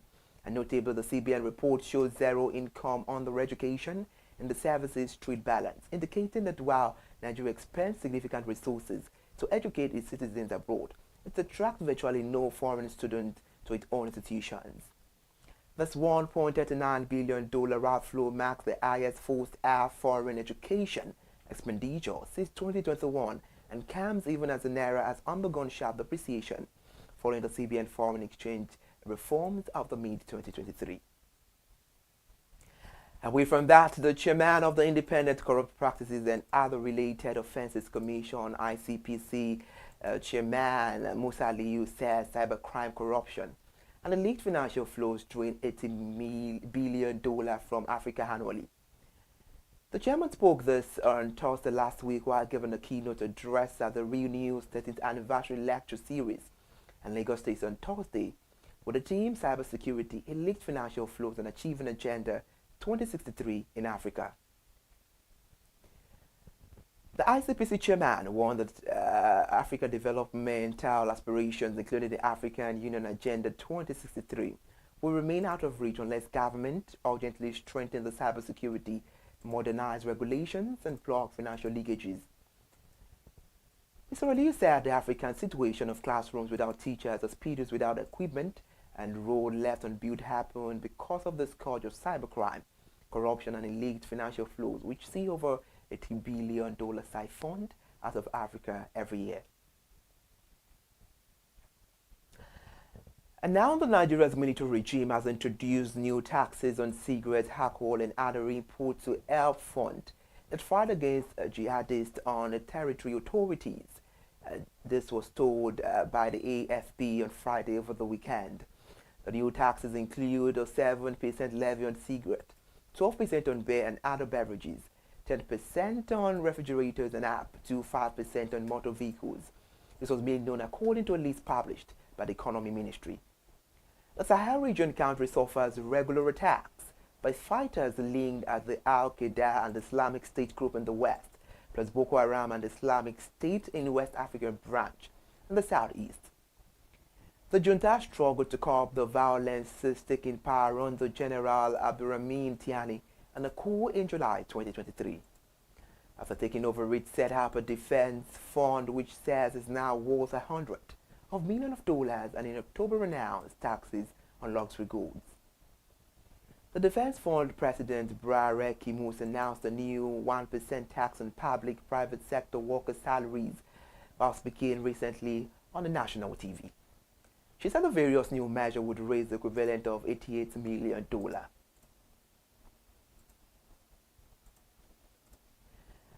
Elsewhere now, the Federal Inland Revenue Service has dismissed the allegations by the former Vice President Atiku Abubakar claiming that the appointment of express payment as a payment channel for federal revenue collection was politically motivated.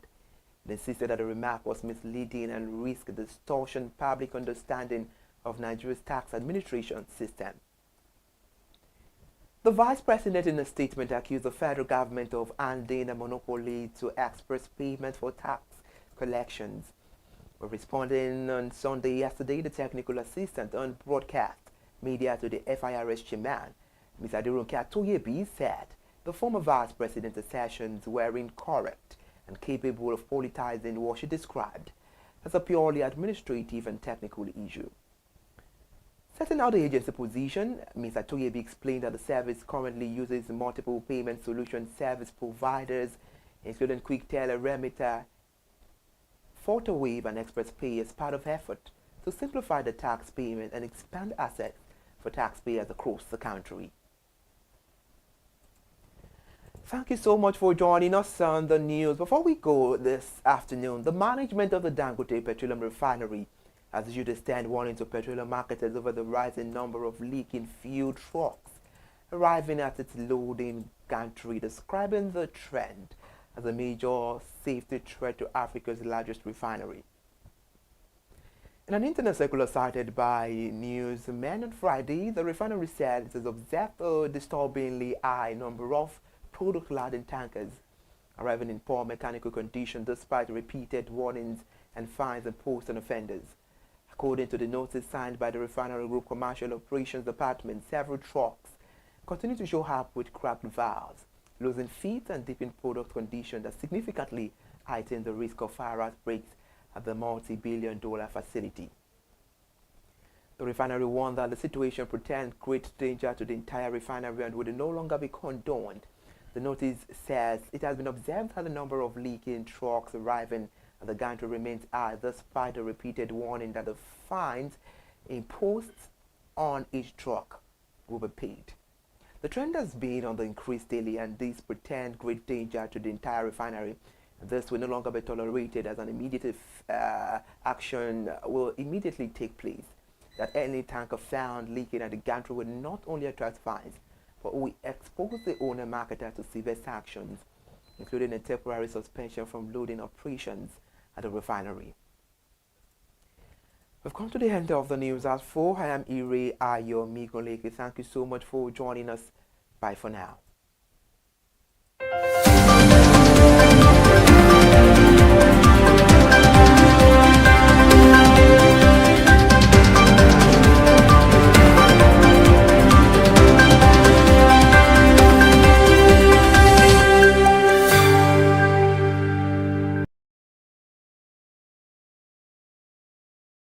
Right, my name is Corey Depitas and I am a product manager.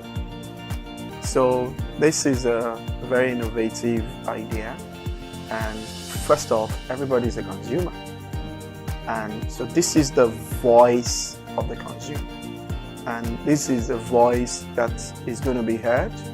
For the first time, the consumers in this country are going to be able to express their ideas and to get to know your rights, to know what belongs to you. And it's going to change a lot of branding. It's going to change a lot of things, because everybody knows that we're not just getting things out for the consumers. The consumers have a right to accept. You know, as they say, the customer is always right. So the customer is the consumer, and the consumer is always right. So, you know, when there is control, when there is feedback, there is bound to be change. So so I said, I'm a product manager. When you develop products, sometimes you believe you know what the users want, and through different kinds of surveys. But when the users actually get the product, they can tell you their mind, how the product is, their feeling about the product. So it's good to definitely change how products are being designed, how services are being given to people, because you can get a feedback, and that feedback can make or mar the company, and everybody wants to have good feedback. So it's definitely going to change the behavior of people that make products.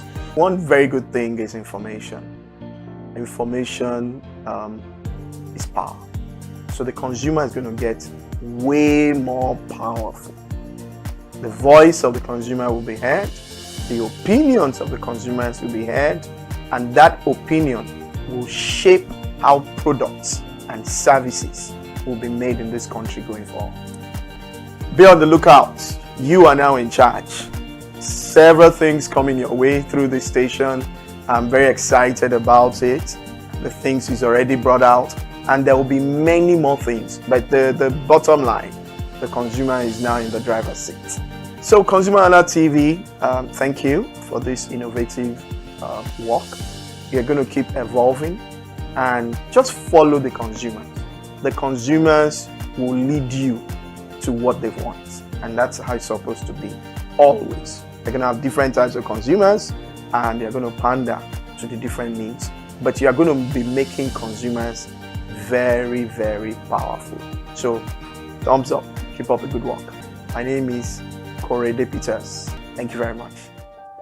Hey there, do you know in the world today, everyone is a consumer, and as consumers, we all have the right to be heard. In Nigeria today, as a consumer, you have all right to product information, right to fair pricing, right to return goods, right to product labeling, right to fair dealings, and a lot more. Well then, have you heard about the new media channel? ConsumerHalla TV. ConsumerHalla TV. ConsumerHalla TV.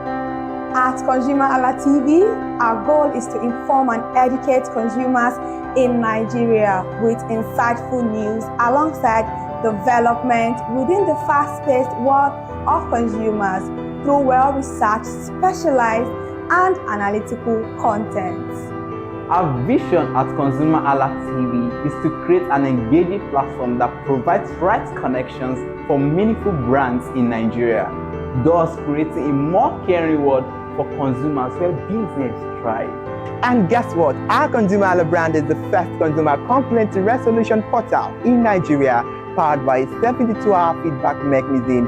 We offer consumer advocacy, informative talk shows, branding promotions, advertising, and lots more. Connect with us via our YouTube channel at ConsumerHalla TV. Follow us on our Facebook page, ConsumerHalla TV, our Instagram page, ConsumerHalla TV, and do well to subscribe to our YouTube channel. Subscription is free. ConsumerHalla TV. At ConsumerHalla TV, you deserve to be heard. At ConsumerHalla TV, you deserve to be heard.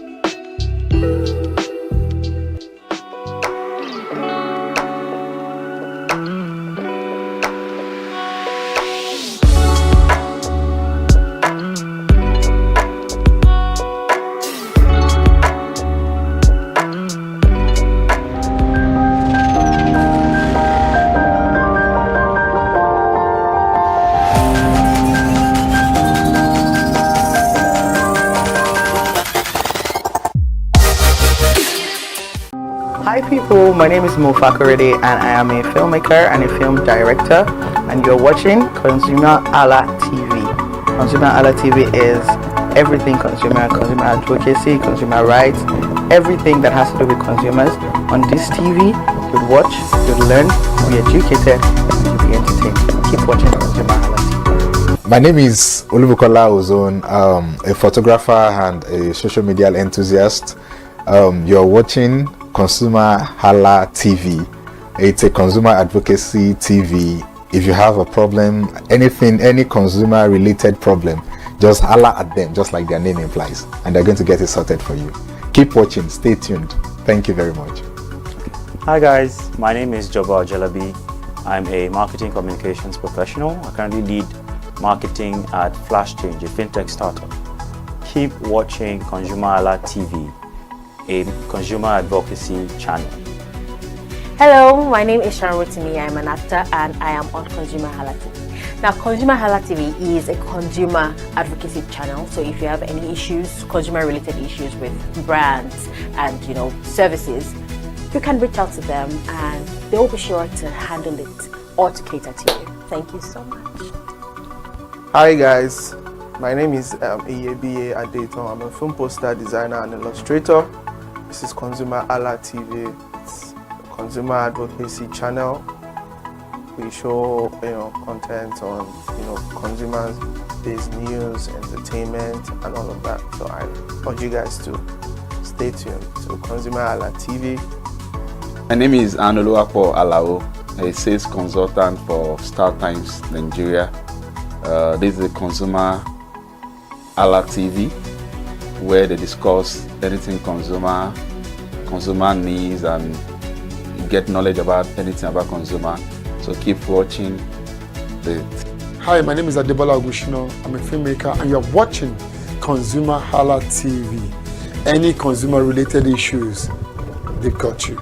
Hi, my name is Stephen Shisi. I'm a strategy and sales professional, currently working with Obey, and you're watching ConsumerHalla TV. I mean, this is one of the channels that you don't want to but stay on. Consumer advocacy, brand promotion, everything consumer, what you need to learn for your business to grow. This is a channel where you learn, where you experience entertainment too, yeah. But it's good for businesses, for brands, and for an entrepreneur. If you want to know more about businesses, want to know more about brands, please stay watching. All right, thank you so much.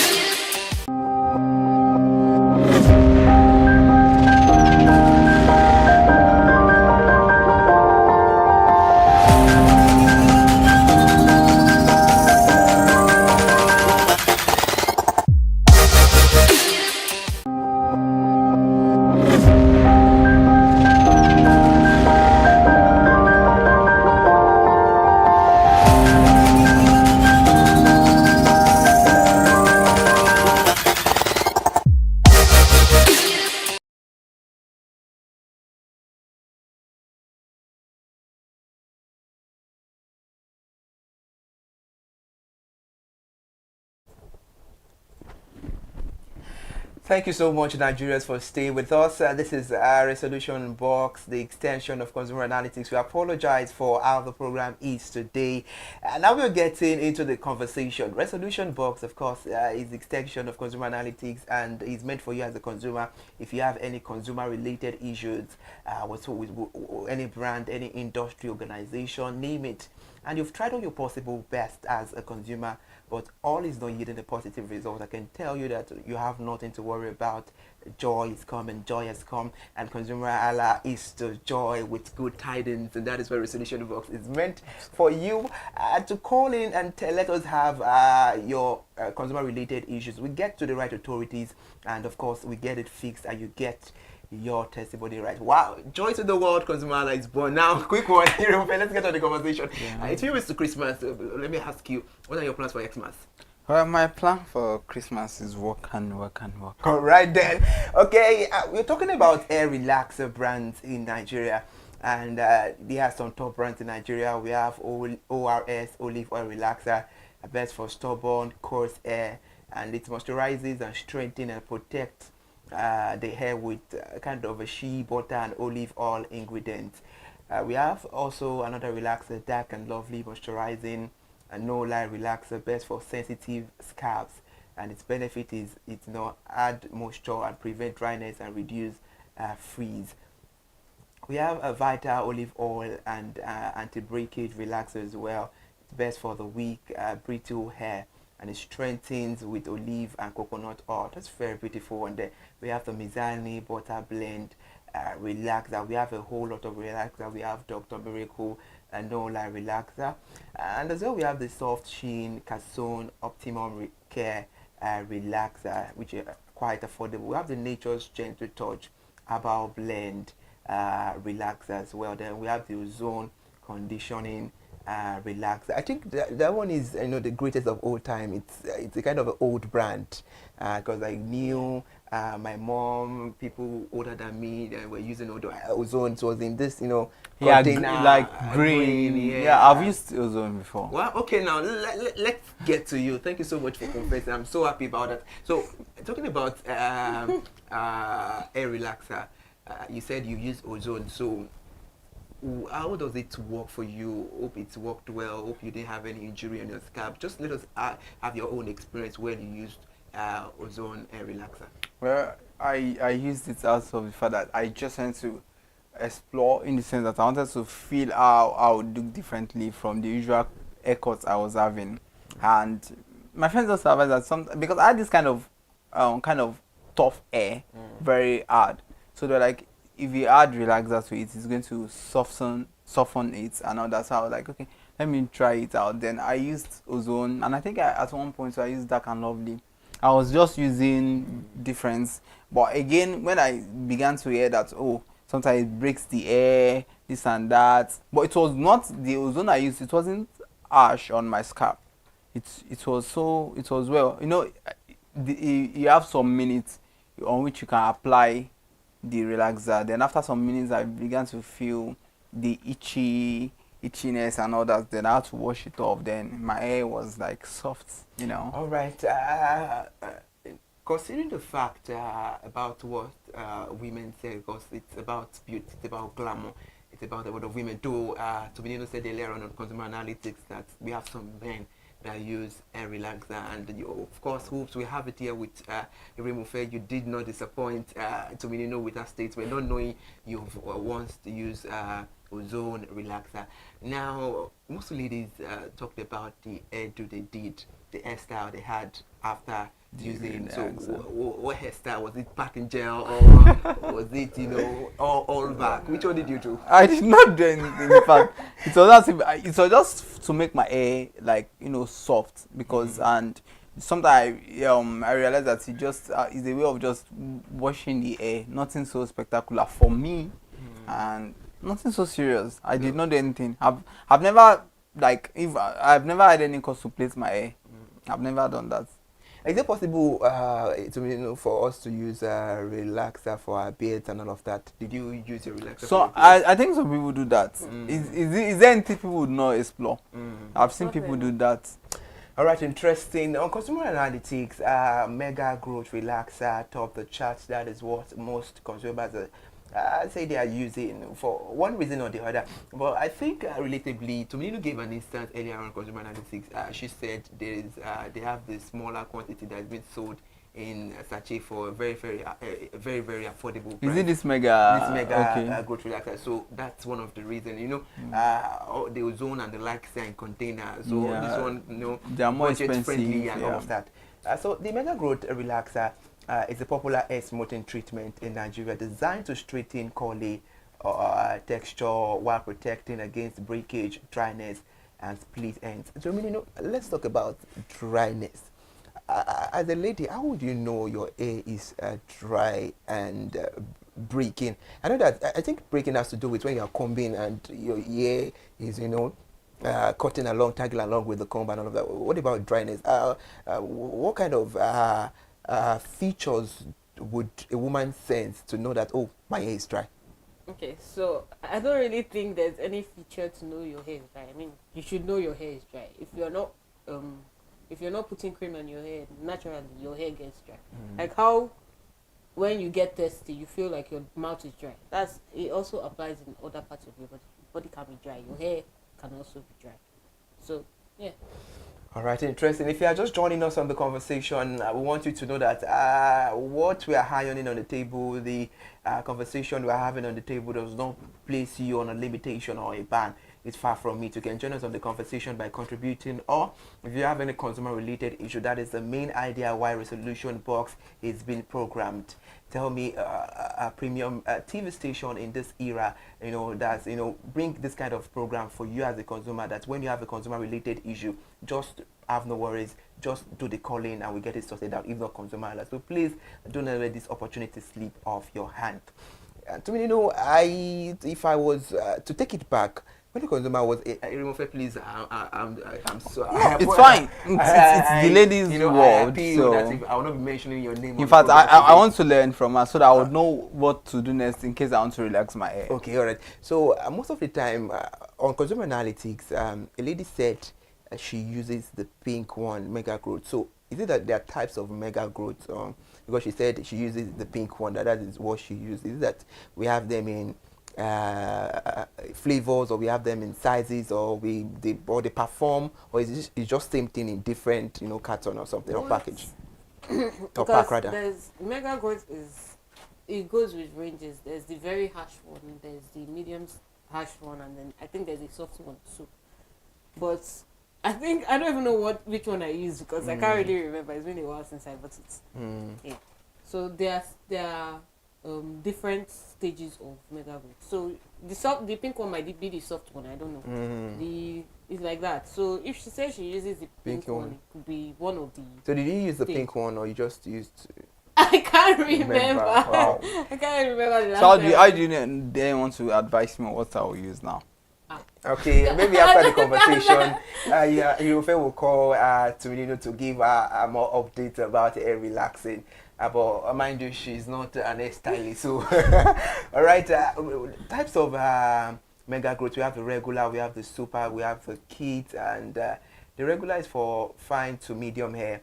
The super is for thick, coarse hair, just like Tumini said, for ash. We have someone for ash and all of that. So I think the super is meant for ash, super thick, coarse hair, and the kit, the milder for young hair. Those are meant for kids and all of that. And the benefit of using Mega Growth hair is reduce frizz, improve elasticity, and add to the shine. Wow, that's very, very interesting. So a lot to know about the Mega Growth, and I see why ladies are rooting for the brand. And it's something that you can just grab anywhere. I see it a whole lot, in restaurant. I love food so much, in supermarkets, you go everywhere, in stores, mini stores and all of that. You see them there. That's quite interesting. So it's very, very important to talk about the purpose of hair relaxer. But I think, this is where you come in. What are the purpose of using hair relaxers? To be brief, I know a lot of consumers are said all of this on Consumer Analytics, but we still need, to keep up with the awareness of the brand we are projecting onto this edition of Resolution Box. Yeah. So people like to use hair relaxer in order to soften their hair, like people with thick hair. I mean, nobody wants to be combing your hair, and your hair is, oh my god. So people use relaxers to soften hair. Also, the relaxer gives this silky hair. So people also use relaxers in order for your hair to look very soft, nice, Yeah. And then also, people that do packing gel, they use relaxers before doing packing gel, because it gives packing gel, it just brings out, it shines, the hair shines when you do it.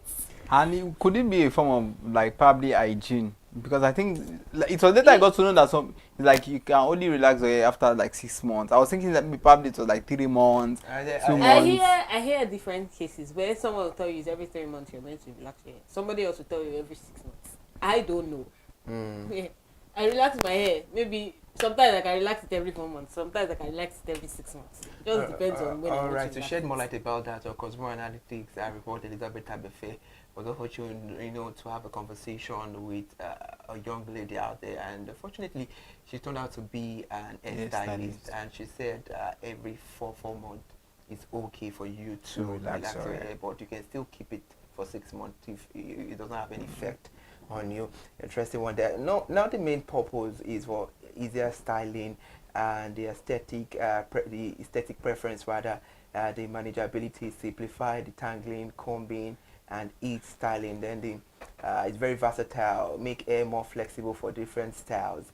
Then the cultural, professional norms, workplace salon standard, and it reduces breakage. If done correctly, weakens hair.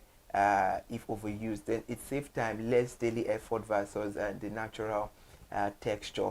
So that's what we need to know about it. So it's very, very important to let the consumers know that, having said all this, definitely you need to relax your hair, if not for anything. And I think that could be the reason why most cases whereby ladies go to the salon, when I follow my mom to the salon, you see mature women when they are combing their hair, they are crying, they are in pain. Could that be the reason? Or No, because I won't agree with you on that. Okay.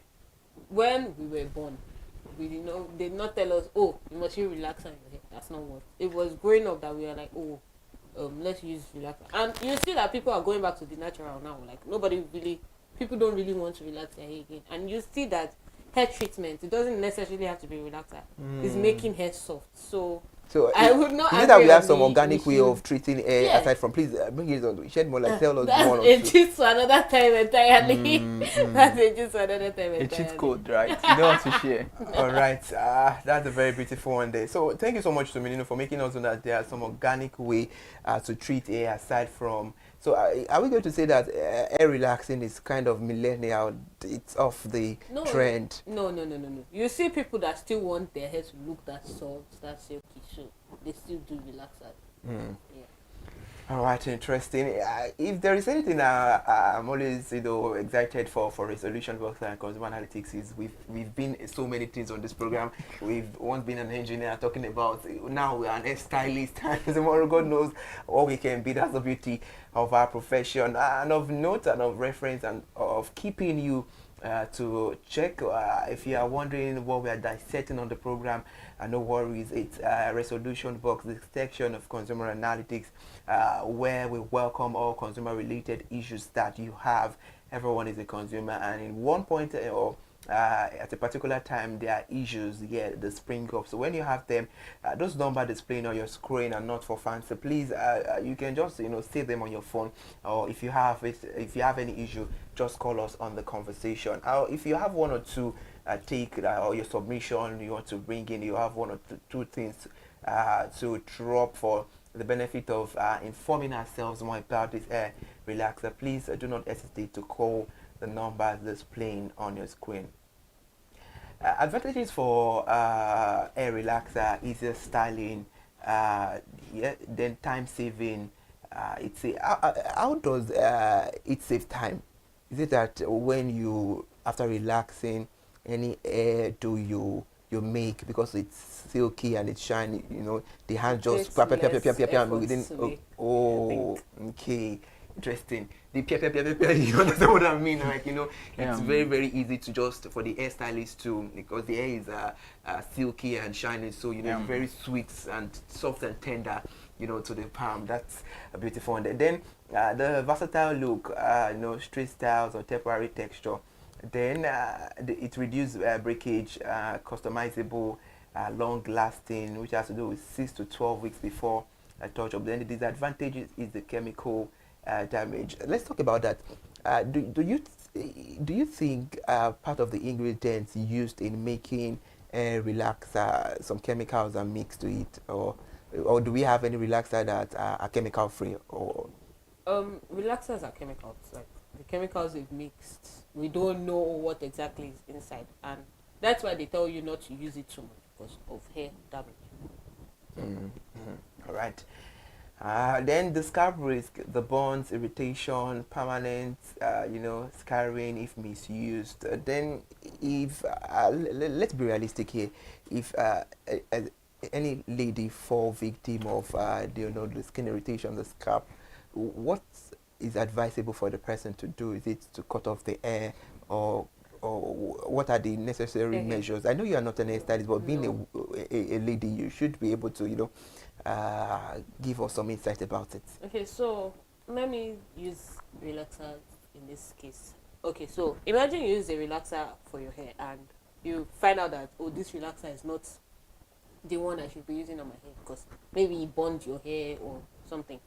In case of burns, I'm not telling you to go and cut off your hair because you can loosen those burns by putting cream on your hair every day. Like, make sure you're putting the cream on those particular spots. And you see that your hair will definitely fall off with the burns, but then it won't be as much as you trying to pick out those burns by yourself.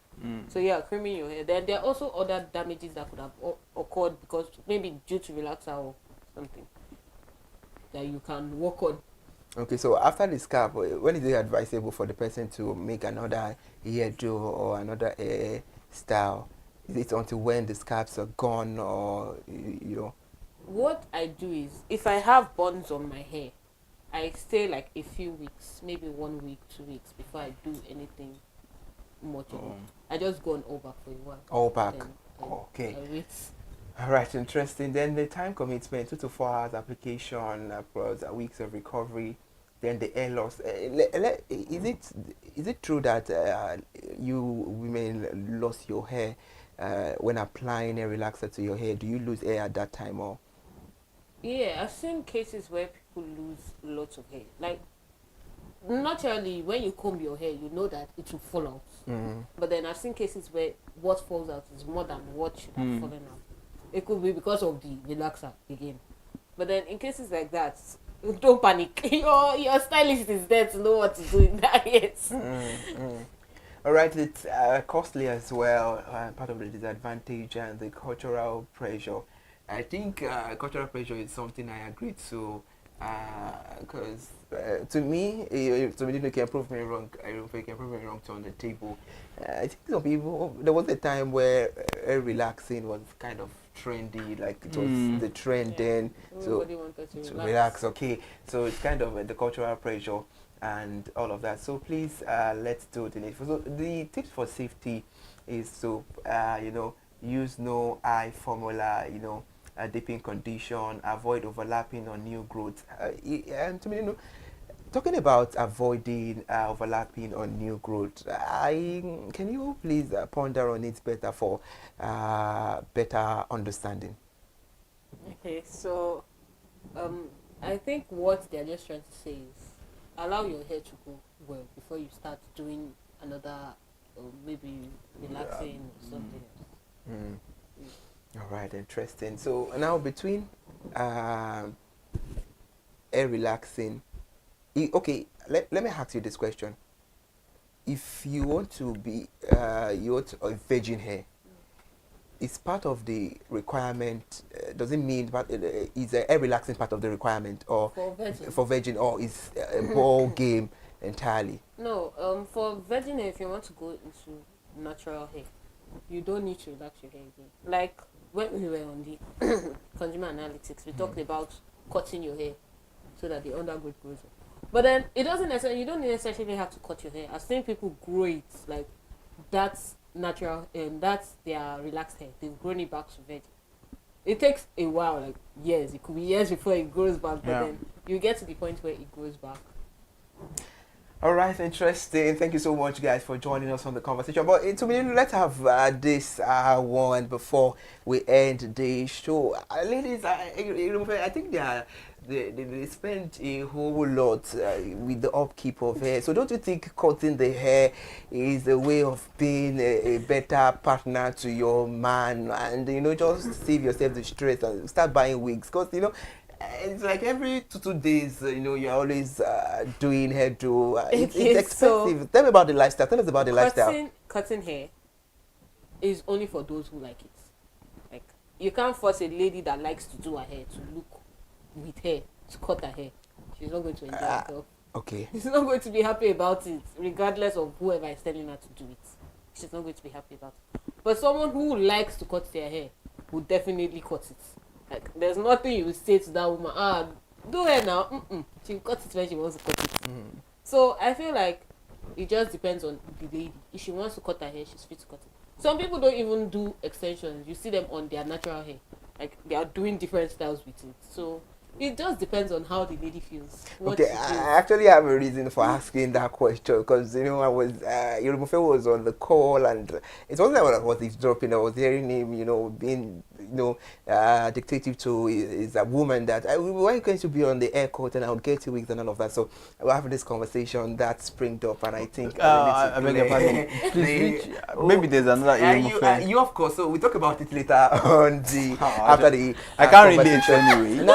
Now for a softer and a lighter mood, as a lady, do you think anytime you want to have an hairdo, you must always turn to your partner for the cost or being? Or to even ask what kind of hair you should make, because sometimes I've seen some ladies, apart from asking for the cost, they're like, which style would you want me to make? I mean, okay, let me do it like this. It's not that they're asking for you to tell them what they want to do. They're asking for your opinion. They want to know, do you think this is better than this? Because they will not tell you, give me styles to do. They will give you their own styles and tell you to pick one.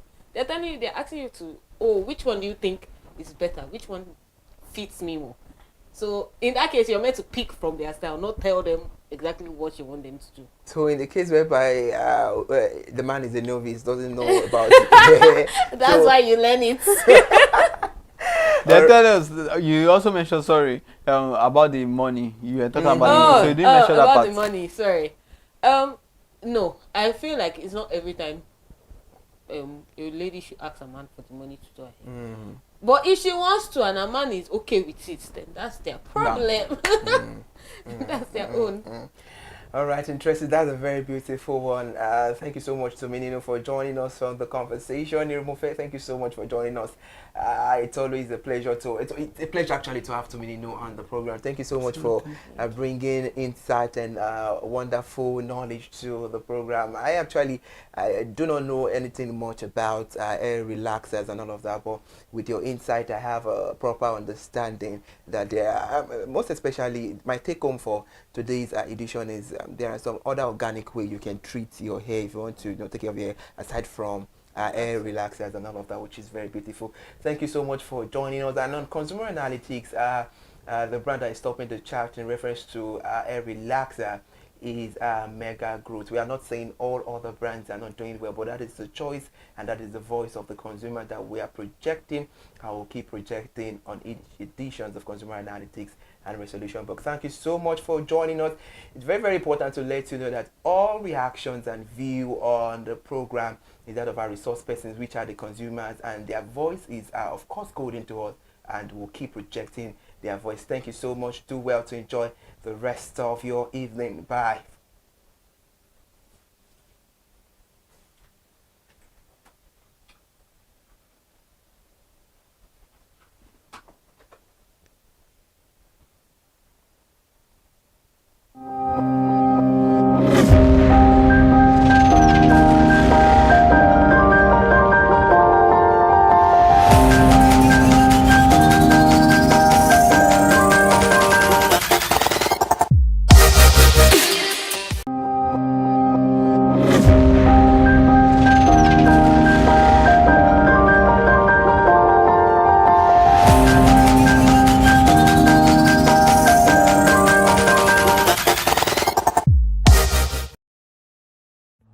My name is Tunde Olufowora. I'm the CEO of Brand Eye Communications. We are what we call the publisher or the owner of the new initiative called ConsumerHallaTV. ConsumerHallaTV is actually Nigeria's first consumer-centered, or called a consumer-centric television platform that aims to bring voice to the over 220 millions Nigerians. It was a vision that came to my heart about 10 years ago. I remember that I was traveling. I traveled out of the country, on airline, and I had this unpleasant experience. It was a trip to an African country from Nigeria, and I actually went with a local flight from Nigeria. I wouldn't want to mention the name of the airline, and then it was to South Africa, and we landed in South Africa, and let me just paraphrase it. When I was coming back, I had some money, some dollars, and that someone had given to me to hand over to another person in Nigeria. So I wanted to help out. I didn't want to carry the cash on myself. So for whatever reason, I opted to. I had a small case, and I felt that it was safer for me to put the money in my luggage. So I put it in a safe place in my luggage, got everything intact, and I checked in my luggage.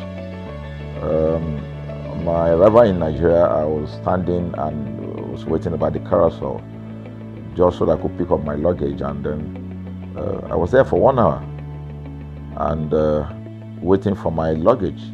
I didn't know that my luggage already arrived, and it was one of the luggage that was moving around on the carousel.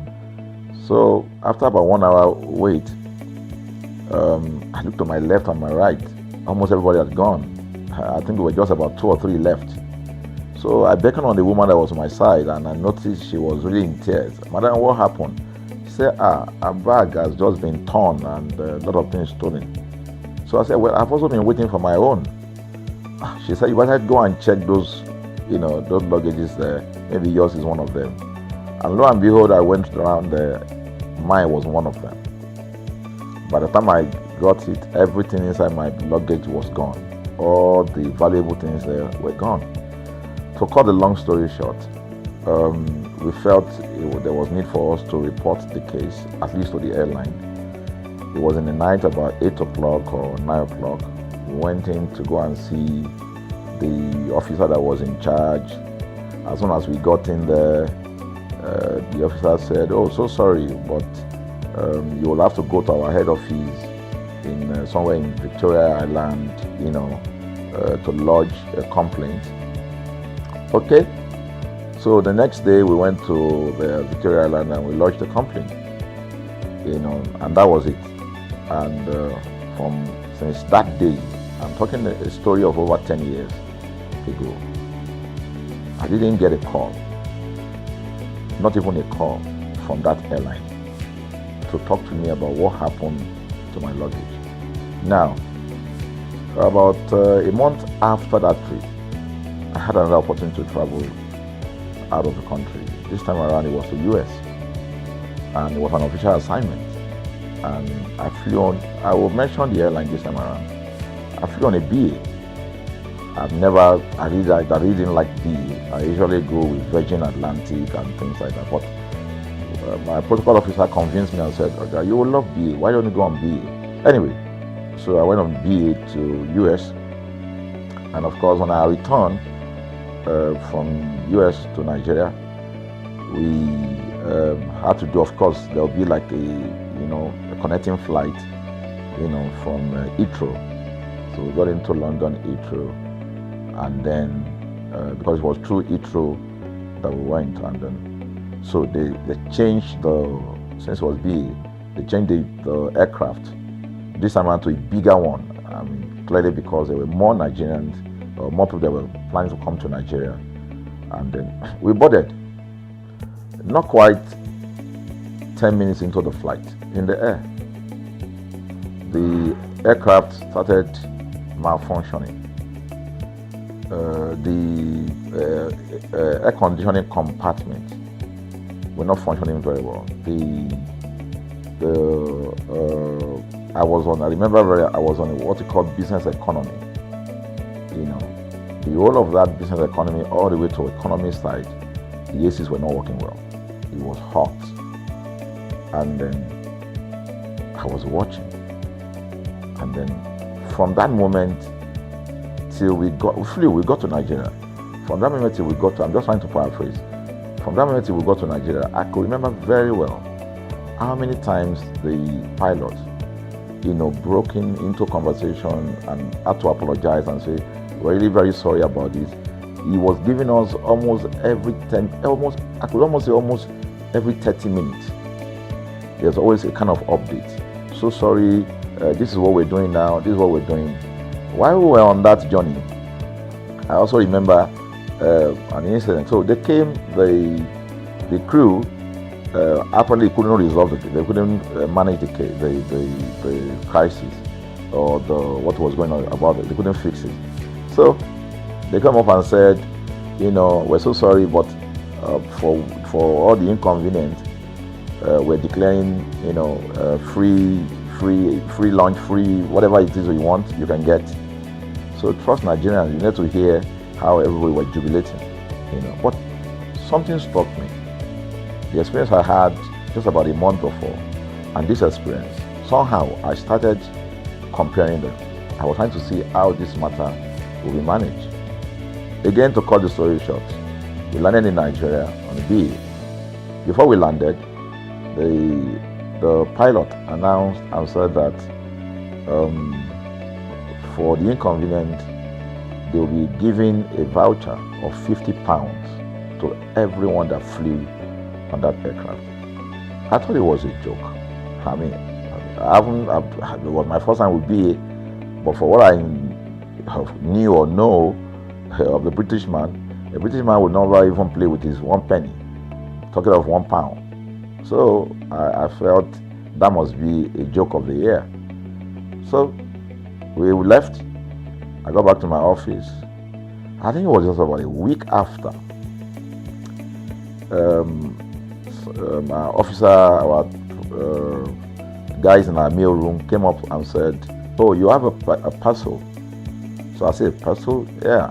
So they brought this parcel wrapped. I opened it and boom, I brought the document out. It was the £50 voucher from BA. So what's the tenor of this story? An experience with one airline was terrible. No apology. An experience with another one, even though it was a bad experience, but it was very well managed. So managed that even if we have suffered anything in that aircraft, you probably, for the sake of how they manage it, we have forgiven them. So that was how this journey started.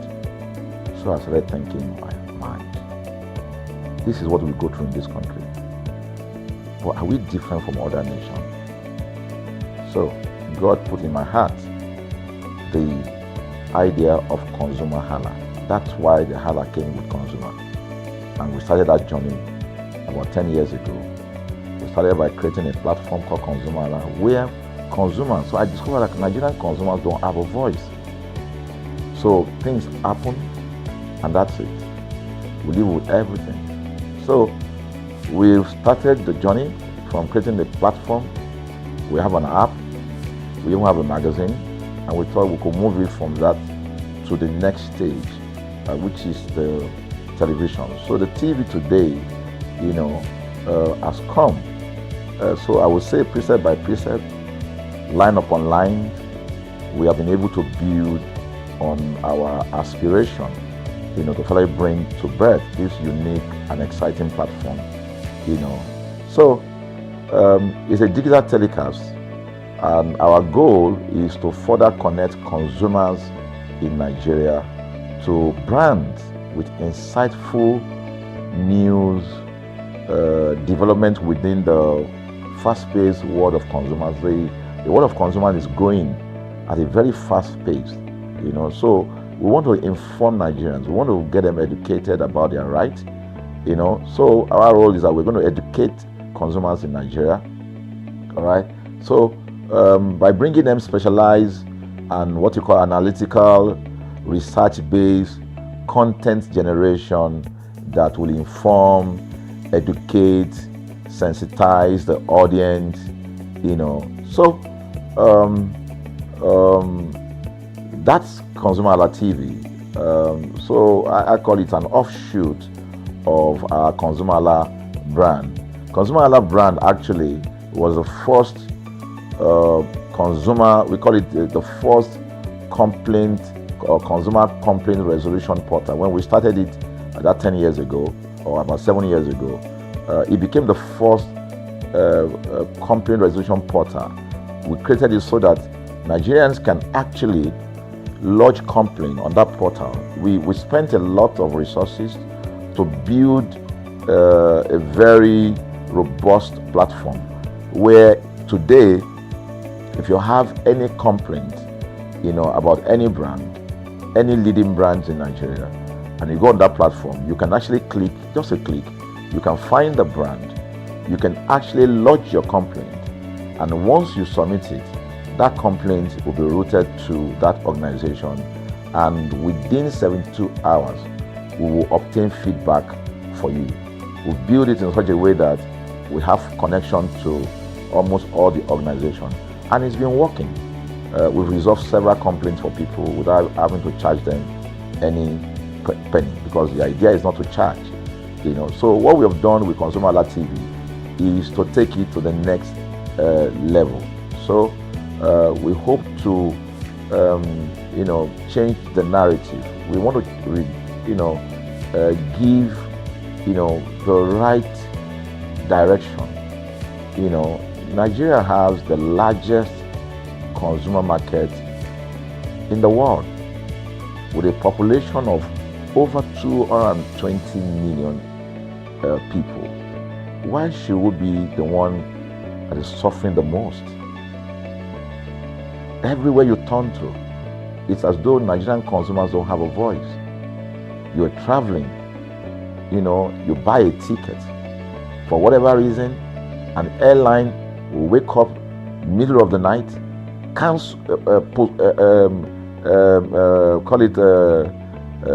delay the flight for whatever reason, and then you'll be waiting at the airport for hours. You'll be there for 2 hours, 3 hours, no any explanation. Then while you're there, they can even wake up and say, oh, flight has been cancelled. So everybody carry their luggage and go home. Nothing happened. Of course, things are changing. We must commend government because government is beginning to wake up, but there's still a lot to be done.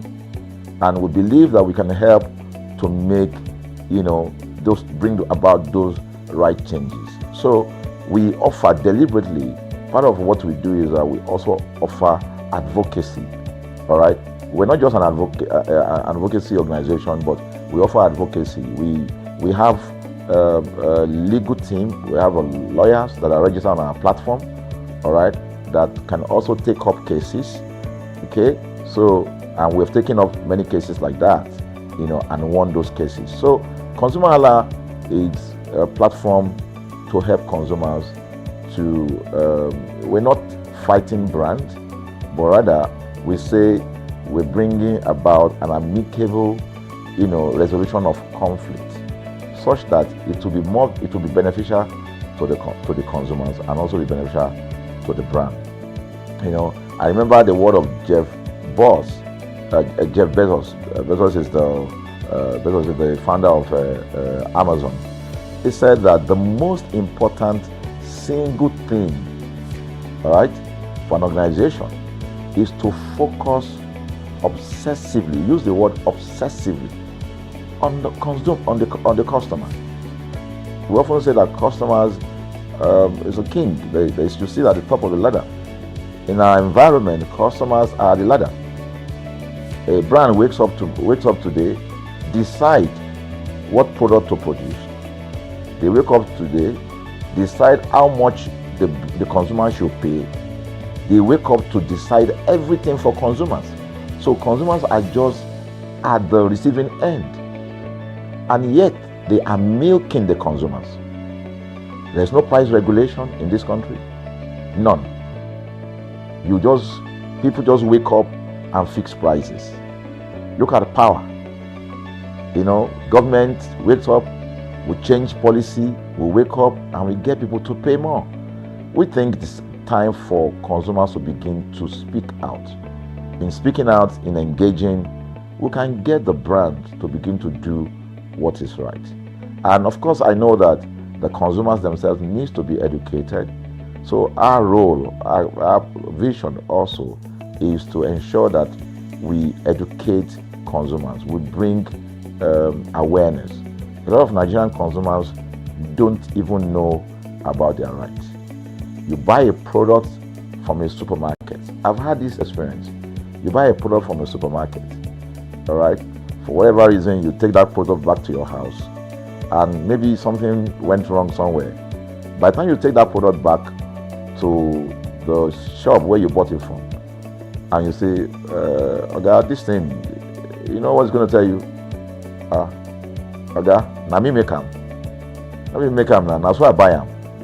Meaning that there's nothing I can do to the product. So you lose the product, then you lose your money, because the money is not refunded. The product you can't use. Only in Nigeria. Only in Nigeria. Let me give you another experience I had. In the course of this, because I did a lot of, I went around, in doing this. I was in US, I was in UK, I was in South Africa, I was in Germany, just because of this, to just study the environment. I was in a friend's house in UK, in London, and then what happened? We were going to go out, and he was going to dress up. So he said, oh, to me, I was seated in his sitting room. So he said, oh, wait a minute, I picked up an iron, that's the present iron, 2 days ago or so from a store. Oh, let me try this, let me just try and use that to iron my shirt and we can go out. So I was seated, the TV was on, I was watching. While I watched him, he brought out the pressing board, spread it out, brought the iron out in my presence, plugged in the iron, and then as soon as he switched on the power button, we just had a spark. Boom! Ooh. The guy was raged. Then he goes, what? What just happened? So he said, no, these guys are in trouble, they're in soup. I was thinking, what are you going to do? I was trying to compare that experience to what would have happened in Nigeria. In my presence there, he opened the pack, there was a card inside it. Inside that card was a call, number to call. And he called the shop or wherever he got the thing from. I was hearing the conversation that was going on. And all he said to them on the phone was, look, by the time he even called, clearly because they already, through the call, they could trace where he was calling from and who was calling. He said, yeah, I picked up this number, I picked up this iron yesterday, and guess what? I just plugged it to power, and then this thing just, stopped, didn't work.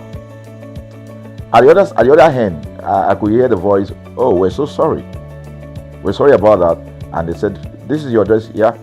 Don't worry, we'll get you a replacement. All right. So my friend handed the call and dropped the. So I said, so what's going to happen? He said, don't worry yourself now. Maybe we're here. They will bring a replacement. I said, they will bring a replacement. He said, yes.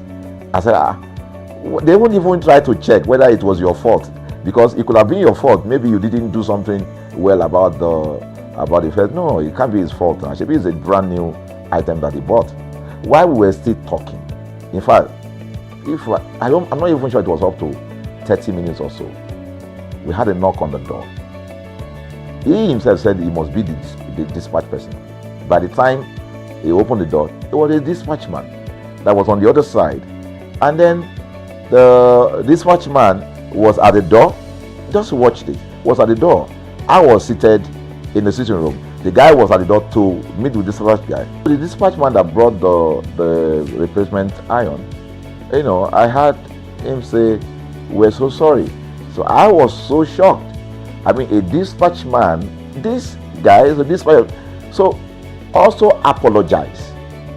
I was so touched by that. Even a dispatch man was so trained to tell the guy we are so sorry. And guess what? He brought the replacement iron. By the time my guy opened the iron, it was a bigger size iron. So they replaced with a bigger size iron. The guy never asked for the one that went back. He didn't say, "Okay, where is the other one that we gave to you," so that he could take it back. No, he just bought a new one and gave it back. So I asked my friend, I said, "Can you interpret this to me?" He said, "Here in London, if they didn't do this, they know the next thing I would do. So I'm just going to grab a lawyer and I'm going to tell them they've destroyed something in my house. By the time I'm done, they will pay through their nose." Because the consumers are conscious of their rights. In Nigerian consumers, even those who are aware, won't even take the battle up. Everybody just go, what can we do now? Today they wake up and ban this. What can we do now? So we're going to change the narrative. We have to stand up. So the vision of ConsumerHalla TV is really to create an engagement platform that constantly mirrors the minds of consumers and provides right connections for meaningful brands in Nigeria. Thus, we believe, will be forming part of that our overall vision, of creating a more caring world of consumers where businesses thrive. So, I think that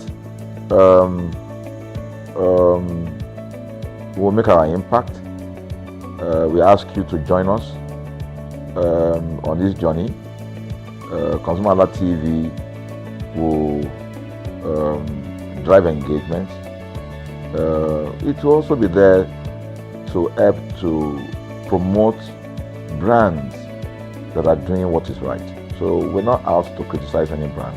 Rather, we have to complement what the brands are doing, because there is no organization that or a business that was set up to fail. Nobody set up a business to fail. So there are just gaps that needs to be fixed.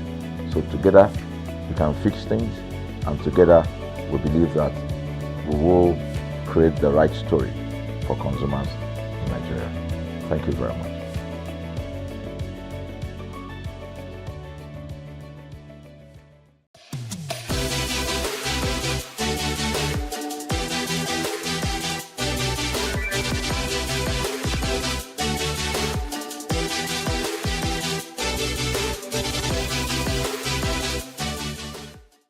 Tonight we celebrate excellence and experience creativity at the premiere of one of the highly anticipated movies of 2025. Three Cold Dishes is executive produced by African giant musician Burna Boy and Nollywood filmmaker Osaz Ighodaro. Celebrities in their numbers have come to give support as they grace the red carpet. This movie stars Osaz Ighodaro, Wale Ojo and Femi Jacobs. Join me as I take you on a journey through our lens. I am Iremufe Kofoworola. Good evening, Shine Rosman. How are you doing today? I'm very well, thank you. I love your smile. Thank you so much. So, what style do you? La Sosa by Pam Pam. Proudly styled by La Sosa. I'm wearing our native wear from the Igbo land. It's called Akocha. This is what our women wear. To all the Igbo girls out there, this is what you're supposed to be wearing. So, can you say I'm fine in Igbo? Seriously? Wow, that is beautiful. That is beautiful. And let's talk about your series, To Kill a Monkey. I mean, that made the internet went agog. It was really crazy. So I would want to know how you were able to embody that character, because we didn't see that coming, and it was really awesome. I must really commend you for a job well done. So how was it being on that set?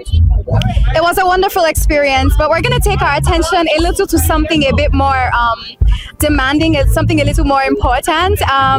As a country, we are fighting for justice for China. I would like us to create more awareness, talk about it. A young girl was killed in 2018. She was raped and she was murdered by her relatives. So yeah, I would like us to raise more awareness about that. To Kill a Monkey was amazing, by the way. Thank you. Thank you so much for that, and we just hope that justice can only be served. So let's talk about typical dishes, and I don't know if you have the opportunity to watch it. Yes, I have. So I mean, how was the experience like? It was wonderful, and again, I am the biggest fan of Osas because this film is also about an injustice to women, which is also why I'm here. Anything that speaks up against an injustice of any kind, to any race, to any gender, I will be here to support it and be part of it. So I'm so glad to be here. It's a phenomenal story. These are the type of stories that we should be telling as an industry, and I'm very glad. So what is one thing you are most grateful for in the year 2025? Being alive. Hi guys, this is Shine Rossman and I'm here in my Accord Cha. Now shout out to ConsumerHallaTV. Love you guys. Good evening. How are you doing today? Good. Really excited. Who styled you? I am wearing Lady Billionaire. Fantastic designer. We decided to go with the African elegance royalty, giving bridal, giving a little bit of different types of tribal influences. So we've got northern, we've got some beads, a little bit of everything. Interesting. So how long did it take for you to dress up? Do you know what? It actually didn't, maybe like 45 minutes to dress up. Makeup took an hour. Yeah, so an hour, 45 minutes. Interesting. Yeah, 2025 is gradually coming to an end. So what are you most grateful for? Oh, I'm grateful for community this year. I'm grateful for spirituality and a good sense of peace. Yeah. You're an actress that embodies a lot of character. I've seen you in Sylvia, I've seen you in Wedding Party 1 and 2, I've seen you in many movies I can't even count, and one you did recently with Gabriel Afolayan. Yes. So I mean, what has been the most challenging moment for you on set? Do you know what? The emotional scenes that's required for some of these pieces. So for example, in Sylvia or God Calling, places that require you to go to like really, really deep places. Those are the ones that are the hardest. Yeah. All right, let's talk about Three Code there on dishes. Have you been opportunity to see? I haven't seen it yet. I'm here to support Osas. It's like I'm so excited seeing this fusion of like a Pan-African project. I haven't seen it. All right, so what do you think is the future of Nollywood? What is the future of Nollywood? I think it's I was going to say global expansion, but to be honest, we're already there. But I think the future of Nollywood is us improving our infrastructure, is there being good investment, is there being collaborations, and us having projects that we're extremely proud and satisfied with, without having to wait or lean on international support. Interesting. So if your life were to be a movie right now, what would that be? Oh my gosh. If my life was to be Sound of Music. Yeah. Things are good. Things are joyful. Things are happy. Community, family, good times. Yeah. So can you say Three Cold Dishes 5 times? You too. They said 7 times over there. Okay, here we go. 3 cold dishes, 3 cold dishes, 3 cold dishes, 3 cold dishes, 3 cold dishes. That was easy. Yeah. Thank you.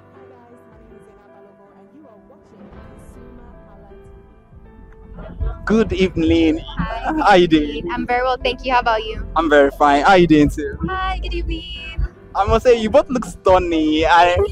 Thank you very much.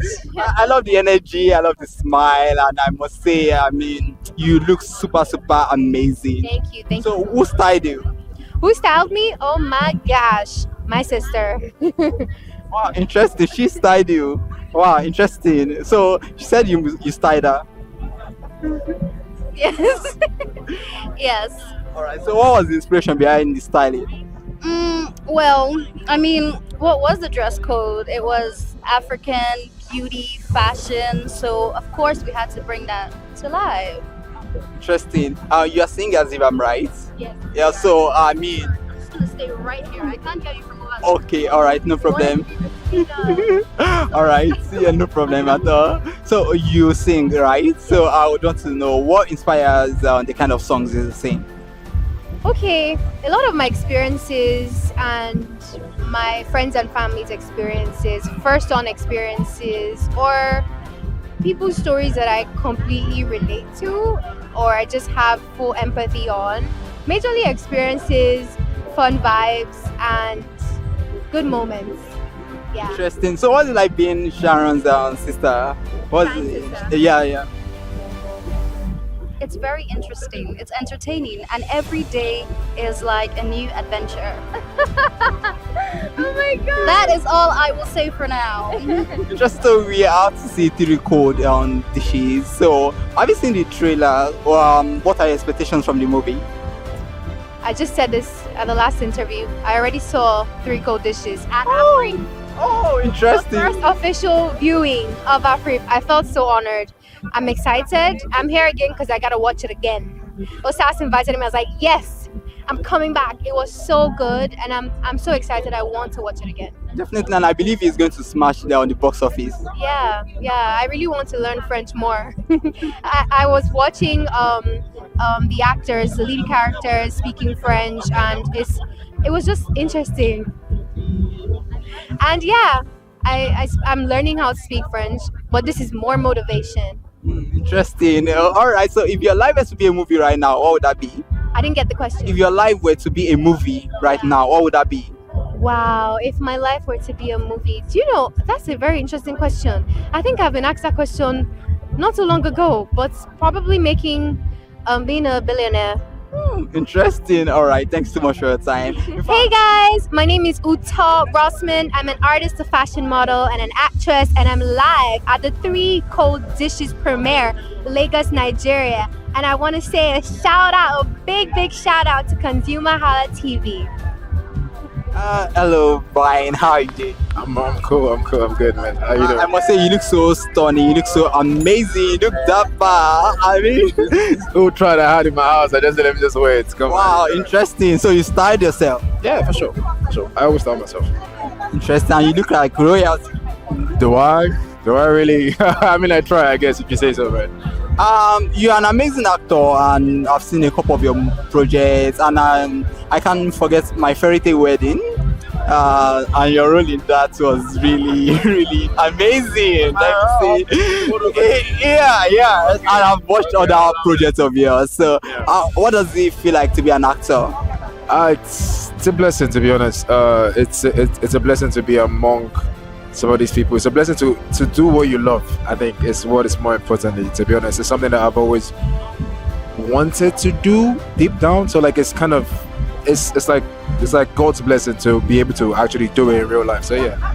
Interesting. So this is 3 Cold Dishes, and it's a collaboration between African giants, Burna Boy, and Nollywood actress Osas. How do you feel about this collaboration?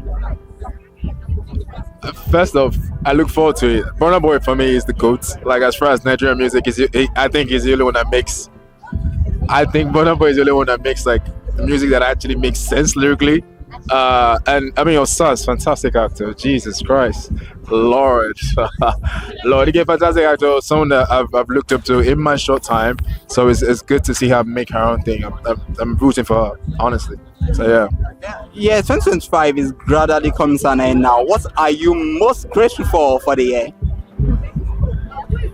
Being able to see the world. Sometime in the summer, I spent about 43 days in Europe, and that was blessed. That was my first time. I'm not even gonna act like I'm bougie, but yeah, that was my first time, and I'm grateful to have had that experience to tour the world and just see Europe in general. So yeah. Interesting. If your life were to be a movie right now, what would that be? That's a good question. I'm actually not sure if my life were to be. I think I need to think on that one and then get back to you, but I don't know actually. I'm not sure. There's so many movies I know.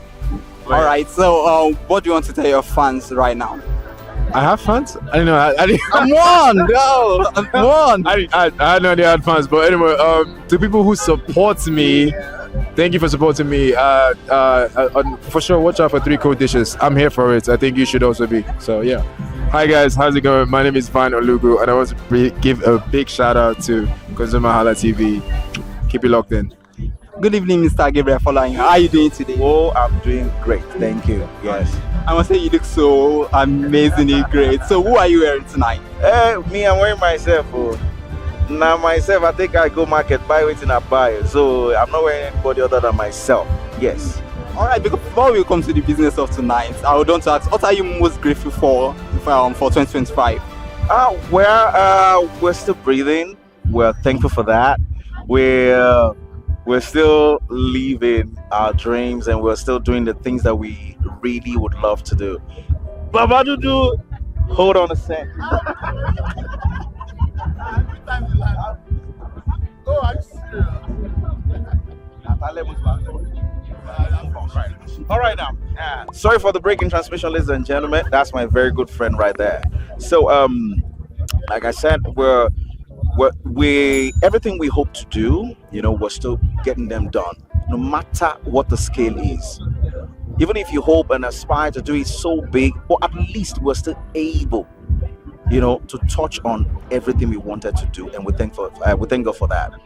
All right, thank you very much for that, and that is so inspiring, I must say. And this movie, 3 Code Dishes, I haven't seen the trailer, so what are your expectations tonight? Yeah, so fly stuff, brilliant stuff, dope stuff. It's Pan-African. Let's see all of us come into the same gathering and have the same feel. Let's hear what our other African people sound like, Let's see the chemistry between the Niger and the Kenya and everybody, and that's a conglomerate effect. That's what I think this 3 Code Dishes, should bring to the table. And one of the most important thing that I'm happy about, for this particular project is Osas being the executive producer. Osas. Now I don't want to start talking a lot, been through a lot, you understand, and having to come to these states where she's able to do an upscale job like this, it deserves a whole lot of accolades. Trust me, a whole lot. And I want people to troop out once this film drops. 3 Code Dishes, it's a blast. And being directed by my very good friend Sheina, fantastic guy. He has never been part of anything underwhelming. Trust me. So 3 Code Dishes sounds like breakfast to me. Before I let you go now, if your life were to be a movie right now, what movie would that be? It'll be Godfather. Why Godfather? Strong man. You guys watch strong stuff now. So my life is quite, on a strong path, and I think Godfather represents that. He has that energy to my type of life. So what would you say to your fans who are watching right now? What would you tell them? That I love them, and I'm wishing them the very best in life. Yeah. Hi, what's up, ConsumerHalla TV? This is Gabriel Afolayan, and hey, I love you guys. Keep watching. That's where the fun's at. Peace. Good evening, Mr. Ademola Adedoi. How are you doing? I'm good, thank you. Yeah, so you look so amazing. So who styled you? I styled myself, really. This is just some stuff I bought many years ago that I decided to put back on. Interesting. So what are you most grateful for in the year 2025? I'm grateful for a track record. I'm grateful that my work is starting to be recognized. I'm so grateful for that. Yeah, talking about your work, I remember Breath of Life, and that was really a breath of fresh air.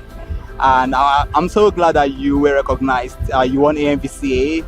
So how would you say, what challenges did you really face embodying that character? That was a lot of work.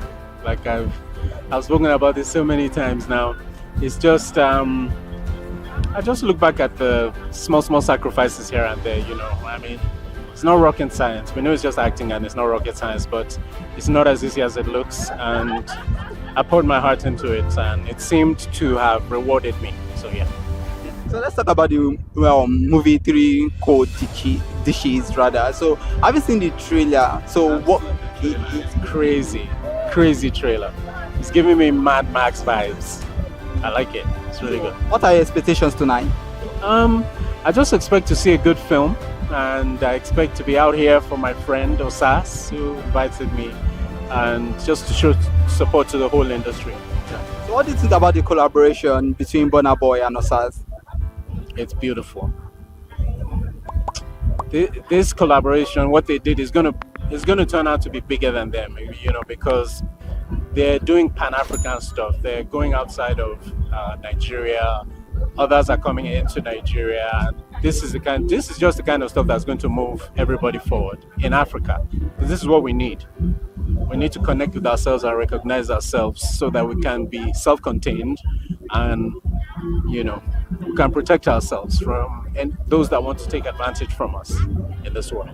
So if your life were to be a movie right now, what would that be? What? If your life were to be a movie right now. If my life were to be a movie? Yeah, what would that be? It would definitely be an action thriller because things are happening. No. It would be maybe a thriller. Yeah. All right, thank you for your time. Hi, Tessie. How you doing? Hi, I'm okay. Thank you. And you? I'm very fine. Thank you. I mean, who styled you tonight? Well, Sobe, my stylist is behind the camera. His name is Sobe Chuku, and he pieced everything together, the looks, the styling, even the makeup, and everything. So yeah, Sobe is my stylist. All right, we are here to see the movie 3 Code Dishes, and have you seen the trailer? What are your expectations tonight? Oh my God, I have seen the trailer and my expectations are really, really high. And I'm seeing the lineup of cast and I know it's going to be very intriguing. I'm expecting to be blown away. And I feel a bit sure that I'll be blown away, but yeah, let me not just be too excited. So when I'm out, ask me that again. All right, so what are you most grateful for this year? Life opportunities and meeting good people every single day. Yeah, that's what I'm grateful for. All right, so would you mind to do a turnaround for us? Oh, darling, yes.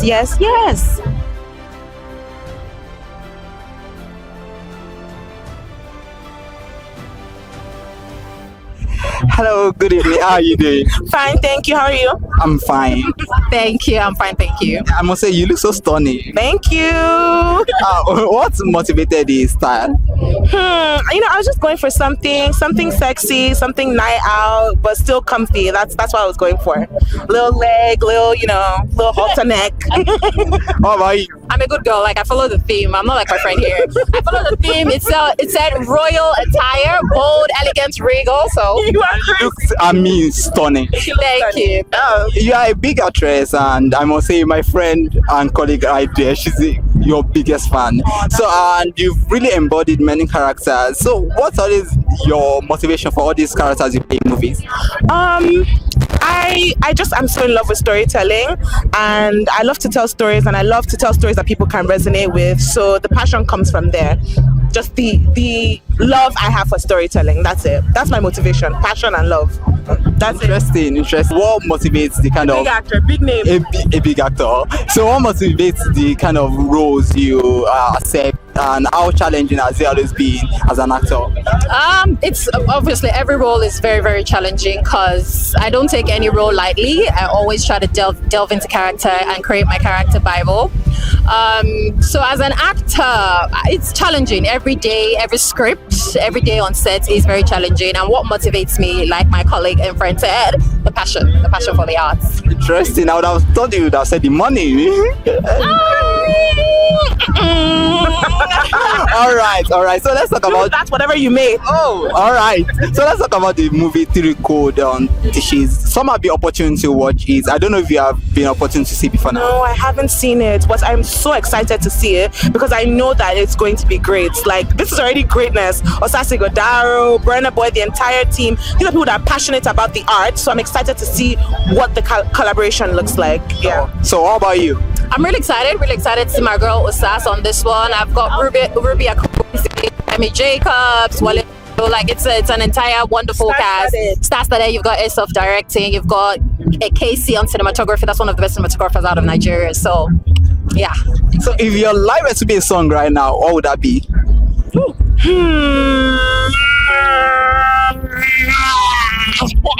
I can't think of anything right now. Go to her and come back to me. Who's that girl? Who's that girl? What's poppin'? Yeah, clock that. All right. I mean, it's fun to be with you. All right. So, what should your fans expect for the rest of the year? I'm putting in the work, so they should expect greatness. Period. Expect only the very best. A lot lineup across all streaming platforms. Yeah. All right. Thank you so much. So, Hi guys, my name is Sarah May, and I'm here with Etin Ian. So keep watching ConsumerHalla TV. Stay locked in always. good evening, ma. Good evening, sir. How are you doing today? We're well. We're great. Thank you. So I would say I'm a big fan of yours. I've watched a couple of your movies, and I'm happy seeing you here tonight. So I would want to say, who styled you? Who styled me? Oh, I'm styled by Olode and Thread. Really cool African designer, and I think right now this is his new collection. It's not out yet, but I guess you'll have to see it for the first time. How about you? Who styled you? SB Yumi styled me. Yes, thank you. So she's contemporary African, and yeah. So I would also ask, how long did it take to dress up for this event? Well, I'll just say it took me longer than it took him, but we're here. Don't start another fight. Let's just.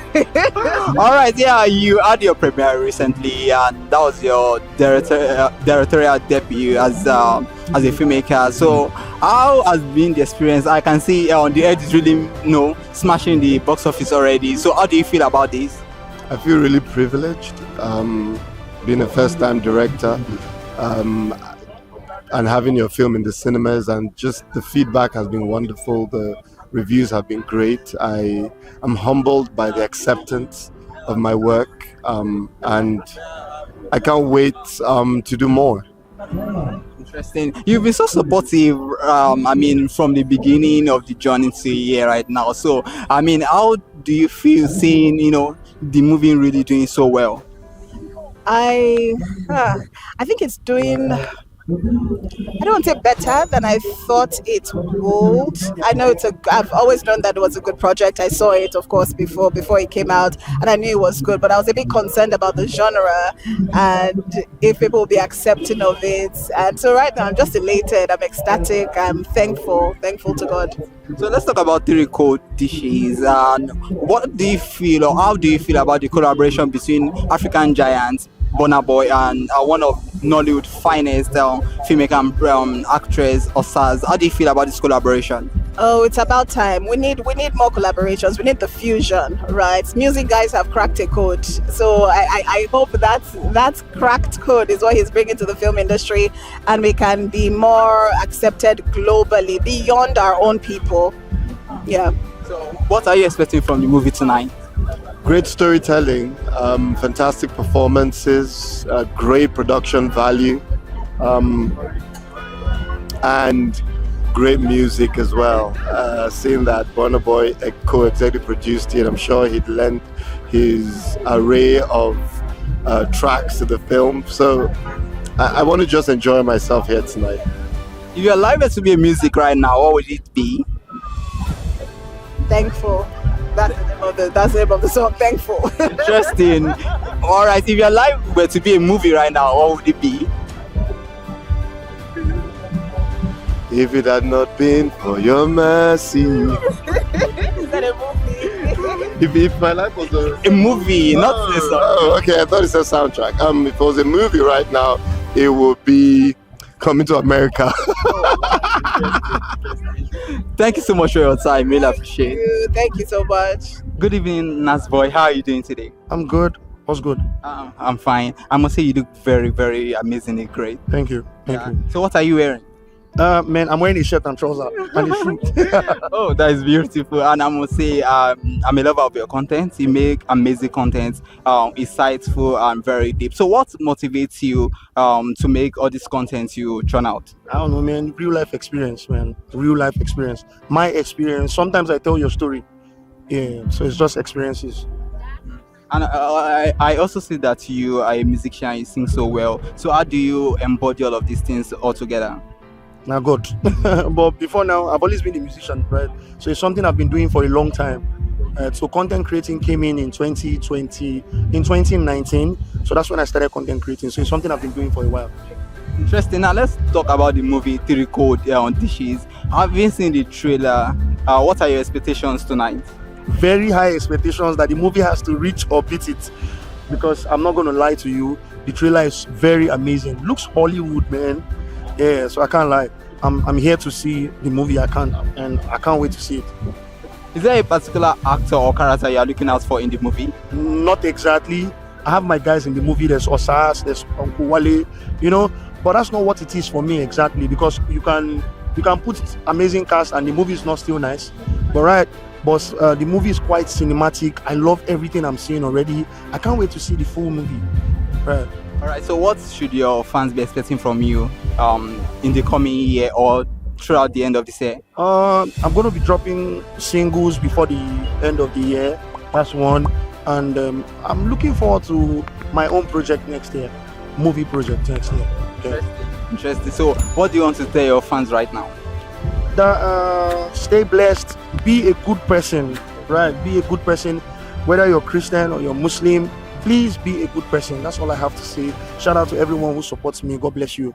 Right. Hey guys, my name is Nasboy and you're watching ConsumerHallaTV.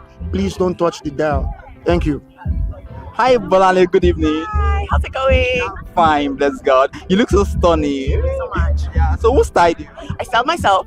This top I've had it for a while. It's a favorite, but actually was given to me by a stylist, but I just kept it in Toasting Style and Fidel, and then I just paired it together. And I'm pretty good at styling myself, so yeah.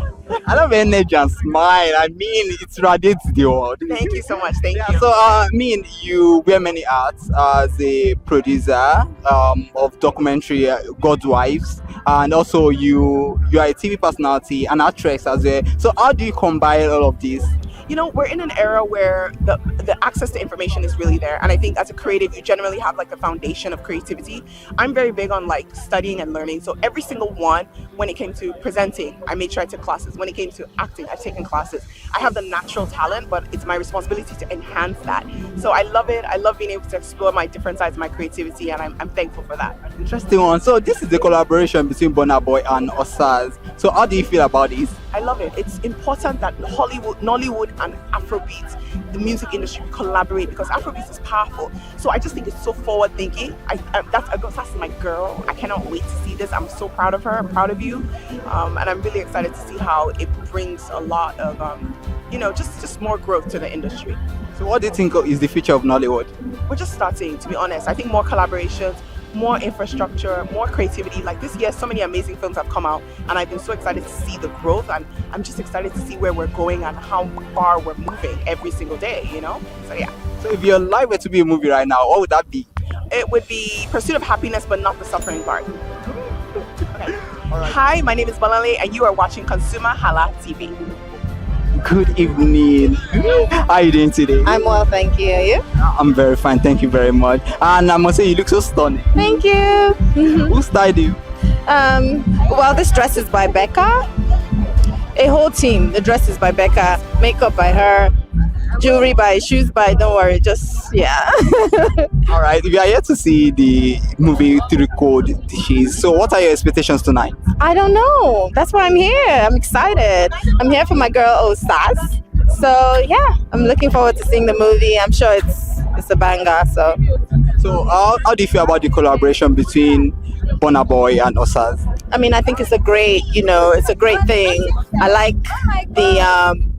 the way the musicians and the artists are kind of finding a way to just collab. It's a big creative industry anyway, different forms and ways of expression. So it's okay. I mean, it's nice. I like it. Yeah, 2025 is gradually coming to an end. So what are you most grateful for? Life, good health. Those are the major things. Anything else, there's hope. If you have life and you have good health, everything else will follow.